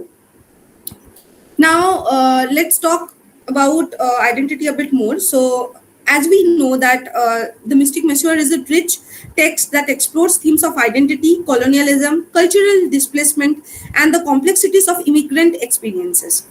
Now we will delve deep into the rich tapestry of themes woven throughout this seminal work, exploring its commentary on cultural identity and colonialism. Now, Mystic Masseur was published in 1957, which marks the debut of V.S. Naipaul also. Now, set in Trinidad during early 20th century, the novel offers a nuanced portrayal of the island's multicultural society, shaped by the legacy of colonialism and the collision of East and West. First and foremost, the Mystic Masseur invites us to examine the construction of cultural identity in a post-colonial context. So, cultural identity ta post-colonial time e ki kore change hoye gelo? Through the character of Ganesh Ramaswayar, a young Indian immigrant who rises to prominence as a mystic and politician, Naipaul navigates the complexities of identity formation amidst the backdrop of Trinidad's diverse ethnic landscape. Ganesh's journey reflects the tension between assimilation and preservation. Assimilation ta ki? Assimilation is accepting the culture of a new place আর সেখানের মতো হয়ে যাওয়া। এবার প্রিজার্ভেশনটা কি? Preservation হচ্ছে না, আমার কালচারটা আমি বাঁচিয়ে রাখবো। It is like going to the Oscar but wearing a sari, like that. Okay? তো assimilation and preservation এর মধ্যে একটা কনফ্লিক্ট হতে থাকে। As he grapples with the expectation of his Indian heritage while striving to success in a Western-dominated society. Moreover, Naipaul's portrayal of colonialism in the Mystic Masseur offers a critical lens through which to examine power dynamics and cultural imperialism. Cultural imperialism ta ki? Cultural imperialism is যখন imperialism কি, যে কোনো জায়গায় যাব সেই জায়গাটাকে আমি dominate করব, সেই জায়গাটার আমি ওয়েলথ, ইকোনমি, সোসাইটি, পলিটিক্স সব কিছুতে নিজের একটা প্রভাব প্রতিপন্ন করবো যাতে ওরা আমার আন্ডারে থাকে। কালচারাল ইম্পেরিয়ালিজম হচ্ছে কালচারালি তাদের কালচারটাকে নষ্ট করে নিজের কালচারটা সেখানে ইম্পোজ করে দেওয়া, যেমন ব্রিটিশ ল্যাঙ্গুয়েজ যেটা আমরা আজকে পড়ছি, ইংলিশ, দেন ওখানকার ড্রেস পোশাক যেটা আমরা আজকে পড়ি, schooling system, to certain extent that's what it means. However, Naipaul complicates the narrative by highlighting the agency and resilience of Trinidad's Indian population. The Mystic Masseur serves as a medium on the tension between tradition and modernity in a rapidly changing world. Through Ganesh's dual roles as a traditional healer and a modernizing politician, Naipaul explores the clash between age-old customs and the forces of progress and development. This tension is further heightened by Ganesh's own personal struggles as he grapples with the allure of wealth and power against the pull of his spiritual calling. Now, in the conclusion, we can say that the Mystic Masseur stands as a testament to V.S. Naipaul's unparalleled ability to illuminate the complexities of the human experiences within the context of post-colonial Trinidad. Though through its vivid character and imagery and obviously social commentary, the novel invites readers to confront questions of identity, power, and cultural heritage that remains as relevant today as they were upon its publication. So basically, বাংলায় বলতে গেলে যে এই যে identity, এই আইডেন্টিটিটা culturally আর politically কতটা influenced হয়, এবং সেটার সাথে শুধু কালচারালি আর পলিটিক্যালি না, সোশ্যাল সিচুয়েশনটা কি। এখানটায় আমরা দেখতে পারি যে গণেশ কোথাও না কোথাও চায় ওর স্পিরিচুয়াল আইডেন্টিটিটা যেটা ও অ্যাজিউম করেছে ওটাকে ইন্টারনালাইজ করতে, ওটাকে বাঁচতে, সত্যি লোকের হেল্প করতে। কিন্তু the reality, the political social reality কি ছিল? Post independence India, poverty, struggling to get a hold, তারপরে হচ্ছে পাওয়ার ডাইনামিক্সে গন্ডগোল, ক্ষমতা হস্তান্তরের সমস্যা, এগুলো চলছিল। তো সেখানে ও নিজের যে আইডেন্টিটিটা, কোন আইডেন্টিটিটাকে বেশি গুরুত্ব দিয়েছে? অ্যাজ আ ক্যাপিটালিস্ট, যে ওই জায়গাটার থেকে নিজেকে ও কি করে বের করে আনতে পারবে, নিজেকে কি করে ও মানে অ্যাজ এ সাকসেসফুল পার্সন হিসাবে এস্টাবলিশ করতে পারবে। So Naipaul's novel begins and ends as Ganesha's search for selfhood and identity. Embedded with the search for self is the greater question of the concept of nationhood. এতক্ষণ আমরা শুধু কিন্তু ওর personal identity সম্পর্কে বললাম। Let's talk about nationhood and the struggle of identity as faced by a colonized nation that has come of age. In basing the work on Trinidad, Naipaul has created a special distinction where while we accompany Ganesh in his search for self, we also are at liberty to stand on the periphery and analyze the politics and language of imperialism and nationhood as it relates to England and the colony. It is imperative then to refer to two essential non-fictional works of V.S. Naipaul, The Loss of El Dorado and The Area of Darkness, A Discovery of India. These works drive us to consider the mystic Masseur not only as a fictional account of Ganesh, but as a reflection of post-colonial identity and the lost cause of spirituality and politics. Before we get into the more intricate matters of the nationhood and the spirituality and the the politics of the time, let's talk about one more thing that constitutes the identity. So first we have learned the identity kiভাবে self perceived হয়, then we learned how culture creates or molds identity, then we learn how for the immigrants identity is a factor of multiple things because ওরা মাঝখানে থাকে between assimilation and preservation of culture. Now we are going to learn about displacement. Now let's talk about Chandra B. Joshi's comment on the book. He said Ganesh's sense of displacement and his groping towards a solution are presented with full understanding of his predicament. Caught as he is between an Indian past and Trello present. Trello means, a mixture, amalgamation of multiple identities. To see Ganesh merely as a character is in a face does not quite do justice to the author's treatment. So he becomes something more than a character. ওই যে নেশনহুডের কথা বলছি, ও না ওই নেশনহুডের যে স্পিরিটটা, নেশনহুডের যে ইমেজটা, ওটারই একটা প্রতিবিম্ব হয়ে গেছিল।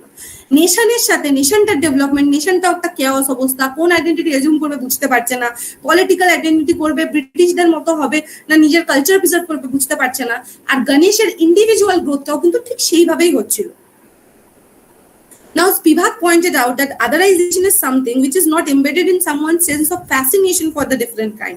This rather creates an inferior-superior dichotomy between the us. এবার হয়টা কি যে us other boundaryটা কি করে হয়? It is very funny when you discuss about it. Most of the time, us other boundary is something which is defined by someone else. You know, when you go to a new place, they make you feel that you don't belong here. But in this case, Ganesh's case, ও ত্রিনিদাদে ছিল একটা Indian হয়ে। এবার ওর ক্ষেত্রে যে আসাদের বাইনারিটা না, ওটা যে শুধু অন্যরা দেখিয়েছে তা কিন্তু নয়, ও নিজেও সেটা পারসিভ করেছে, ও নিজের কাছেই নিজে একটা কোথাও না কোথাও আদার হয়ে গেছে। কেন? Because of conflicting identities. যে ও ম্যাচিওর না মিস্টেক না হিলার না টিচার না কি, সেটা ও নিজেই বুঝতে পারছে না। নাও Ganesh starts his career as a student. This is very important to understand. That is the loss of identity for Ganesh, how it happens. So Ganesh's journey reflects the tension between assimilation and preservation, as I said before, as he grapples with the expectation of Indian heritage while striving for success in Western-dominated society. Now Ganesh starts his career as a student in Queen's College in Britain. So পড়াটা কিন্তু ব্রিটেনে হয়েছিল। And the narrator writes, Ganesh was never really happy during the 4 years he spent at the Queen's Royal College. We see Ganesh's role as the misfit in the academic environment. For the narrator says of Ganesh and his father and son left 4 ways that Sunday and took the bus to Princess Town. The old man wore his visiting outfit, dhoti, kurta, white cap and an unfurled umbrella on the crook of his left arm. At the very beginning of Ganesh's academic career, we see then the incongruity of his father's very ethnically Indian garb and yet his father's zeal to have Ganesh educated at a fine British school. তো ব্যাপারটা দেখো, it's very funny when you think about it. ওর বাবা কিন্তু পোশাক আশাক নিজের কালচারকে ধরে রেখেছে, কিন্তু ওর এডুকেশন কোথায় কাটছে? বিদেশে। We begin to sense the hierarchical relationship, যেটা আমি আগেও বলেছি যে the colonial and colonized has a hierarchical relationship. মানে কি উঁচু নিচু সম্পর্ক, সমানতার সম্পর্ক নয়। Between the Indian and the British national consciousness in the Britain, not Trinidad, and definitely not India is the place for proper schooling. We sent the colonial aspiring to become the imperial, and to this end, we see the narrator observe. The Mystic Masseur, chapter page 11. Ganesh never lost his awkwardness. He was so ashamed of his Indian name that for a while he spread a story that he was really called Gareth. This did him little good. He continued to dress badly. He didn't play games, and his accent remained too clearly that of the Indian from the country. So obviously, we can never pretend to be British. Our accent, our fluency, everything reminds us that this is not our mother tongue. So despite his changing his name, this was not going to change the fact that he does not belong to the Queen's College. So he always felt awkward. He never assumed the identity of a British person. Now it serves as a mediation also. So after the loss of identity, let's map Ganesh's identity. So first, his identity he assumed as in the Queen's College, where he changed his name and became a British person. Then he became a primary teacher in Trinidad. After that, he became a masseur because he was not cut out to be a primary teacher. After that, he became a mystic masseur after a person claimed that his touch has healed her. His touch has healed her son. Then he became Pandit Ganesh. After that, he became a writer, writing the questions on Hinduism and finally about the guild. Then, as an actual political figure, he became an actual political figure, which is MLC, Legislative Council's member. Then he becomes an MBA, which is member of an Executive Council of British. And finally, he becomes a total British by assuming the identity of G. Ramaswamy Muir, which is a colonial statesman. So if we go back to his first identity as a Queen's College student, we see that he was awkward, right? Because he cannot assimilate, he cannot be accepted. Now when he returned back during the vacation, you think that it will be easier for him because he is now only a student? Wrong. A fresh mortification awaits him. When he went home for his first holiday and had been shown off again, his father said, "It is time for the boy to become a real Brahmin." তো page 11-এ লেখা আছে যে ওর বাবা কিন্তু ওকে British কলেজে পড়িয়েছে যে না ব্রিটিশেই পড়তে হবে, করতে হবে, কিন্তু ফিরে আসার পর ওর বাবা বলেছে এখন ওকে না একটা ট্রু ব্রাহ্মণ বানাতে হবে, ব্রাহ্মণ বানানো শিখাতে হবে. So this dichotomy in Ganesh's life, where his father aspires to be a British yet cannot let go of the traditional Indian system of caste and ritual, identifies the crux of the crisis as faced by Ganesh and metaphorically by the Trinidad-based Indians who tries vehemently to straddle both British and Indian identity. একদিকে দেখো ওকে ব্রাহ্মণ হতে হচ্ছে, একদিকে দেখো ওকে British education দিয়েছে। তো এইভাবেই তুমি দেখবে ধীরে ধীরে এই যে কনফ্লিক্টটা যেটা ও ইনিশিয়ালি ছোটবেলা সহ্য করেছে, এটা একটা কি ফ্যাক্টর হয়ে যাবে ওর পুরো আইডেন্টিটি কনফ্লিক্টের ক্ষেত্রে। This perhaps is key point because it will illustrate that in his ultimate rejection of his Indian self, perhaps Ganesh is not rejecting an identity on the basis of its colonial implications and embarrassing subjugation to the imperialism, but rather because it brings with it implicate notions of caste laws that might be seen as bound inequality. তো সবসময় যে ও লজ্জা পেত নিজে ও colonial, আমি colonised, আমি নিচু, আমি ভিকটিম জাতিতে বিলং করি, এটা দেখানোর জন্য যে সবসময় ও ব্রিটিশ হতে চেয়েছে বা লাস্টে যে ও রামসে মুইয়ের নিজে আইডেন্টিটি নিয়ে নিল, ব্রিটিশ আইডেন্টিটি নিল, সেটা কিন্তু নয়। কোথাও না কোথাও ওর নিজের কালচারের কোনো জিনিস ক্ল্যাশ করতো, কারণ ও কুইন্সে পড়েছে, তো ওকে ইনইকুয়ালিটি বা কাস্টিজম সম্পর্কে শেখানো হয়নি, যেটা ওর ট্র্যাডিশনে আছে। Here we see a distinct departure from Ganesh, who aspires to be a British intellectual, to the Ganesh who, after acquiring a British education, uses the English language to write a book on the Hindu faith. Soon Ganesh jumps from his writing to becoming a mystic masseur. The narrator notes that Ganesh hence became a great Indologist and bought all the books on Hindu philosophy he could get in San Fernando. So it is ultimately Ganesh's rank as the mystic that elevates him to fame and allows him to rise in the eyes of public. Even his next book, The Years of Guilt, is described as a spiritual thriller. Yet, even as we read the Ganesh's role as a mystic, we sense a satirical twist. Hence, we see that the word Indologist is created specially to describe Ganesh, and we cannot help but sense that there is a satire in Ganesh's trying to embrace an India he knows only through text and history. Ganesh becomes a symbol of the angst of Trinidad-based Indian who knows India and Britain yet cannot comfortably belong to either of the identity. It is not so much that Ganesh cannot stay the mystic, but rather a desire in him to rise above the mystic that cannot allow him to occupy the world as an Indian. Yet his inability to be successful as a British gentleman because of the implications of his Indian identity leaves him frustrated and determined to be completely accepted by the British society. He still dispelled one or two spirits, but he had already given up. This is the quotation I am taking from page number 199 of Mystic Masseur. He still dispelled one or two spirits, but he had already given up his practice when he sold the house of Twent Grove to a jeweler from Bombay and bought a new house in the fashionable port of Spain district of St. Clair by the time he had stopped wearing dhoti and turban altogether. See, his transition from the spiritual person to the British person is not something which he decided on one day. আজকের থেকে আমি বেশ British হব, এইটা কিন্তু ও ভাবেনি, এটা ধীরে ধীরে হয়েছে। প্রথমে ও সিলেক্টেড হয়েছে অ্যাজ আ পলিটিক্যাল ফিগার, ও and he was suppose to go and eat in the governor's house daily. প্রথম দিকে দেখবে যে ফার্স্ট টাইমে when he used to go to the governor's place, he was not happy about it.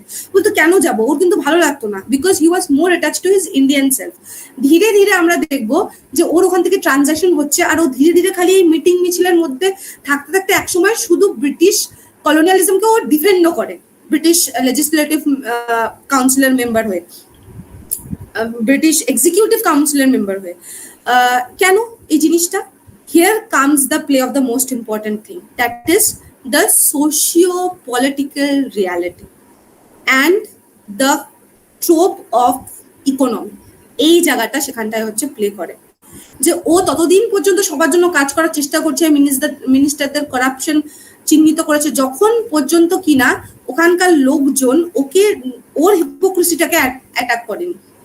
The time when they showed him that you don't belong to us completely, যখন ওরা বললো labour party গুলো যে তুমিও corrupt because তুমি শুধু faith দিচ্ছ, কোনো প্র্যাকটিক্যাল সলিউশন দিচ্ছ না, যখন ওর প্রবলেমটাকে দেখানো হলো তখন ও দেখলো যে he needs to assume a proper identity, যেটা কিনা ওকে একটা সুপিরিয়র পজিশনে রাখবে than the people who are criticising him.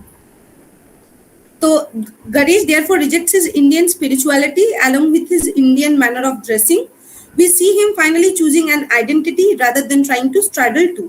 The implications of Ganesh's choices are multifold. First, I think it is wrong to simply state that Ganesh has followed in the path of his father in aspiring to be British, because Ganesh's father still held his Indian system of belief. Ganesh rejects his mystic identity altogether and a symbolic gesture renounces the traditional clothes of Indian self to be reborn as a British politician. In a defiant end, the narrator encounters Ganesh again and cries, Pandit Ganesh. Narrator চিনেছিল ওকে, আবার বলেছিল পণ্ডিত গণেশ, আর গণেশ তখন cold reply করেছিল জি Ramsai মুইয়ার, which again shows যে ও নিজের আইডেন্টিটিটাকে British সেলফের সাথেই attach করেছে। The question then arises, what is the meaning of Ganesh's transformation from Indian mythic or mystic to secular British politician? It should be no surprise that the answer is the thematic intent of the work, to show how the Trinidad-based Indians can change themselves from Indian to British and yet still feel alienated in both situations, because he is neither the other nor the self, neither the Indian nor the British national. The mystic Masseur functions ultimately to show that struggling to identities yields nothing but confusion, and that it is imperative that the Trinidadian Indian embrace one, although it is still a result of renunciation of the other. The mystic Masseur becomes a metaphor which shows that the individual is just as much of the work of fiction as the narrative that tells his story. Now let's talk about some of the in-text examples. First example, I have already said the Queen's College. Second one is Ganesh never lost his awkwardness, which is against from the time when he read in Queen's College. And the last one is the mortification when he was asked to be a Brahmin. Now, let's talk about different aspects of identity that we encountered through the whole lecture. First is cultural difference. Obviously, cultural difference creates your identity. একদিকে তোমাকে শেখানো হয়েছে মন্দিরে জুতো খুলে ঢুকতে হয়, একদিকে চার্চে তুমি জুতো পরে যাও, রাইট? তো তাহলে পরে একটা আইডেন্টিটি ক্ল্যাশ হয়েছে, হুইচ ওয়ান টু প্রিজিউম, কোনটাকে আমি অ্যাকসেপ্ট করব। ধরো next one is social economic reality. Social economic রিয়ালিটিটা ওইটাকে ক্রিয়েট করে কি করে, যে যখন ও দেখলো যে সবাই ওকে স্পিরিচুয়াল গুরু হিসেবে প্রণাম করছে, ওকে মানছে, তখন ও ওই আইডেন্টিটিটা অ্যাজিউম করছে। কিন্তু যেই সময় প্রোটেস্টাররা গিয়ে ওকে বললো যে তুমি আমাদের মধ্যে বিলং করো না, কারণ অ্যাজ আ পলিটিশিয়ান তুমি ফেইল্ড, তখনই ও নিজের আইডেন্টিটি চেঞ্জ করে নিল, কারণ ও সোশিও ইকোনমিক রিয়ালিটিটা চেঞ্জ হয়ে গেল। সুপারস্টিশন, অবভিয়াসলি সুপারস্টিশন একটা আইডেন্টিটি ক্রিয়েশনের বড় একটা টুল, অস্ত্র। কি করে দেখলাম, এটা তো ওর সুপারস্টিশনই, যে ওর হিলিং পাওয়ার আছে, ও টাচ করলে হিল হয়ে যায়, যেটা ওকে মিস্টিক ম্যাসিওর বানিয়েছে, যেটা ওকে মিস্টিক ম্যাসিওর বানাতে হেল্প করেছে। দেন অ্যালিয়েনেশন, যখন ও একটা আইডেন্টিটি থেকে দূরে গিয়েছে তখন বাধ্য হয়ে অন্য আইডেন্টিটিকে ও অ্যাকসেপ্ট করেছে। এডুকেশন, ছোটবেলায় ও ব্রিটিশ পড়া পড়েছে, তো অবভিয়াসলি সেখান থেকে ওর একটা শেপ ব্রিটিশ কালচার সম্পর্কে আইডিয়া এসেছে। ফাইনালি হেরিটেজ, ওর যে এই আইডেন্টিটির কনফ্লিক্টটা, সেটার কারণ ছিল হেরিটেজ, যে ওর বাবা ওকে ব্রাহ্মণ হতে চাওয়াতো, ওর জামা কাপড় ছিল হচ্ছে ভারতীয়র মতো, স্পিরিচুয়ালিটিতেও মানতো, সেই কারণে। তো এই জিনিসগুলো ওর আইডেন্টিটিকে শেপ করেছে। এবার আমি একটা বাংলা বই, যেটা আমাদের শিবরাম চক্রবর্তীর লেখা, যেটা আমরা সবাই পড়েছি, সেটা হচ্ছে দেবতার জন্ম, সেটার সাথে আমাদের দ্য মিস্টিক ম্যাসিওরের একটা আমি প্যারালাল তোমাদেরকে দেখাতে চাই, তোমাদের এই বিষয়টা, আইডেন্টিটির বিষয়টা বোঝার সুবিধার জন্য। সেটা হচ্ছে এই যে cultural difference, social economic clarity, এগুলোর সবগুলোর মধ্যে সুপারস্টিশন আর এডুকেশন আর হচ্ছে কালচারাল ডিফারেন্স, এই তিনটে জিনিসকে নিয়ে আমি দেখাবো যে আইডেন্টিটি কি করে ক্রিয়েট হয়েছে দেবতার জন্মে। দেবতার জন্মে কি হয়, গল্পটা আমরা সবাই জানি, যে একটা ছোট পাথর উষ্টা খায় সেটাতে আমাদের রাইটার, সেটা ধীরে ধীরে একটা প্রথমে গাছের তলায় যায়, তারপর ধীরে ধীরে ওটাকে নিয়ে একটা মন্দির হয়, ওটাকে বলে ওটা শিব। আর যেই রাইটার, যে কিনা সায়েন্স নিয়ে পড়েছে, যে কিনা জানে যে নিজে এই ধাক্কা খেয়ে পাথরটাকে মাটির থেকে খুঁড়ে তুলেছে, যে জানে যে এটা কোনো ভগবান ঠগবান নাই, সে পর্যন্ত শেষে গিয়ে ওখানে প্রণাম করে আসে, যাতে কিনা ওর বসন্ত রোগ না হয়, মহামারীর থেকে যাতে বাঁচতে পারে। কেন? ফার্স্ট কালচার, আওয়ার কালচার, যে কালচারটাও ছোটবেলা থেকে ওকে শিখিয়েছে to have faith in god. Second, because of superstition, সবাই মানছে, সবাই ওখানে গিয়ে মাথা ঠেকাচ্ছে, যদি আমি না ঠেকাই, যদি আমার হয়েছে তখন কি হবে। And third is education. তো এডুকেশন শুধু ওই ধরনের হয় না যেটা আমরা স্কুলে পড়ি, একটা এডুকেশন সাইন্টিফিক, যে কারণে প্রথম দিকে আমাদের রাইটার এই দেবতার জন্য সবার উপর হাসছিল, যে এই পাথরটাকে আমি তুলে বার করলাম, এটা এখন মন্দির বানাচ্ছে, এখানে পুজো করছে। কিন্তু ultimately the education which one is the cultural education, যেই শিক্ষাটা ওর কালচারাল ব্যাকগ্রাউন্ড থেকে পেয়েছে, ভগবানের সামনে মাথা নোয়া। So this is how identity is shaped in consideration of different aspects which we encounter during our life. So let's talk about the conclusion now. So the mystic measure becomes a metaphor which shows that the individual is just as much a work of fiction as the narrative that tells his story. To better illustrate this metaphor, one could say that the work uses nuances of language and syntax and implications of spiritual, political, and national. We see Ganesh ultimately as a man who has constructed himself in much of the same way as the narrator has constructed Ganesh's story for us.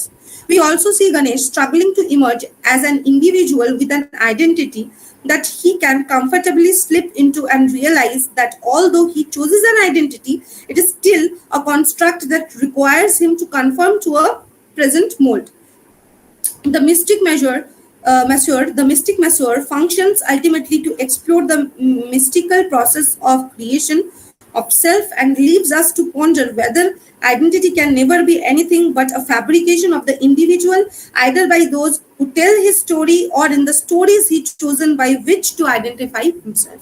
So basically, how you perceive yourself, how you want to present yourself, how you want to portray yourself to others. Most importantly, what you perceive to be yourself is the most important aspect which shapes your identity.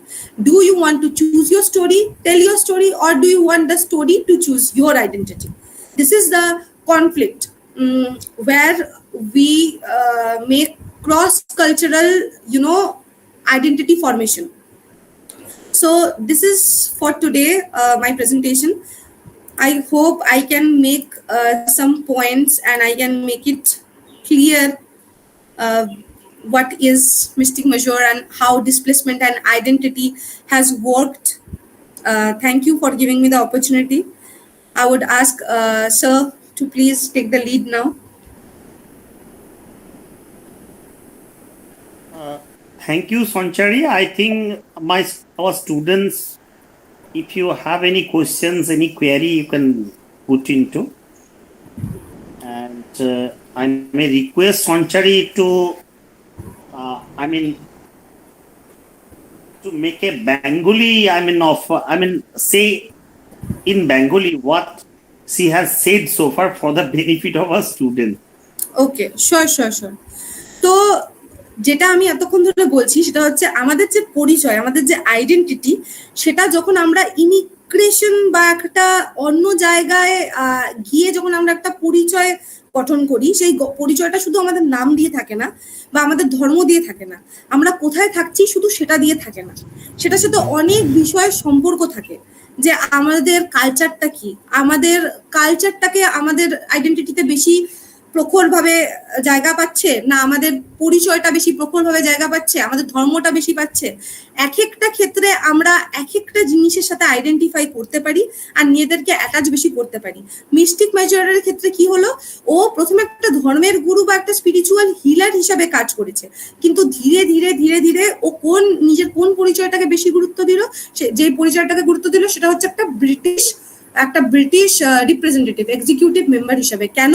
কারণ ওর যে socio cultural reality, সেটাতে ওর মনে হয়েছে যে কলোনাইজাররা একটা উঁচু পদে আছে, তাই যদি ও নিজের পরিচয়টাকে কলোনাইজারদের সাথে যুক্ত করে তাহলে ওর বেশি লাভ হবে নিজের অন্য পরিচয় থেকে। তো মিস্টিক মেজারের থ্রু নাইপল আমাদেরকে দেখাতে চেয়েছে যে পরিচয়ের বিভিন্ন ধরনের ভাগ থাকতে পারে, এবং যখন আমরা একটা নতুন দেশে যাই, সেখানকার কালচারের সাথে পরিচয় হয়, তখন আমরা একটা ট্রেডিশনের থ্রু পরিচয় হয়, এবং সেই ট্রেডিশন, নতুন জায়গার কালচার, তার সাথে পলিটিক্যাল সোশ্যাল সিচুয়েশন, সব কিছু নিয়ে আমাদের আইডেন্টিটিটা আমরা পাই। এবং পোস্ট কলোনিয়ালিজম এখন হিসাব মতো চলছে, যখন ব্রিটিশরা আমাদের ছেড়ে চলে গেছে আর ইন্ডিপেন্ডেন্স এত বছর পরে, তাও নিউ কলোনিয়ালিজম চলছে। কি করে? গ্লোবালাইজেশনের চক্করে আমরা এখানে ওখানে বিভিন্ন জায়গার বিভিন্ন সংস্কৃতির সাথে আমাদের পরিচয় ঘটছে, এবং সেই সংস্কৃতির পরিচয়ে আমরা কিন্তু বিভিন্ন রকম ভাবে ইনফ্লুয়েন্সড হচ্ছি, এবং আমরা এক একজন এক এক পরিচয়কে অ্যাজিউম করছি। তো এইভাবেই আমাদের পরিচয় গঠনটা হয়, হুইচ ইজ আইডেন্টিটি ফর্মেশন। আশা করছি স্যার যে আমি পরিষ্কার করতে পেরেছি বাংলায় কিছুটা। একদম thank you sir. So anybody, do you have any question? কোনো কিছু জিজ্ঞেস করার থাকলে বলো। আর একটা অ্যানাউন্সমেন্ট, কালকে আমাদের দুটো লেকচারস আছে, দুটো লেকচারেই খুব ভালো লেকচার আছে। আই হোপ যে সবাই জয়েন করবে তোমরা, ঠিক আছে? Thank you sir. So I think there is no question, no observation to add. So with all, I extend my heartiest, thanks to you, Sanchari, for your nice presentation. Thank you, sir. And our students will be back to the study table with certain new aspects and new thoughts and ideas.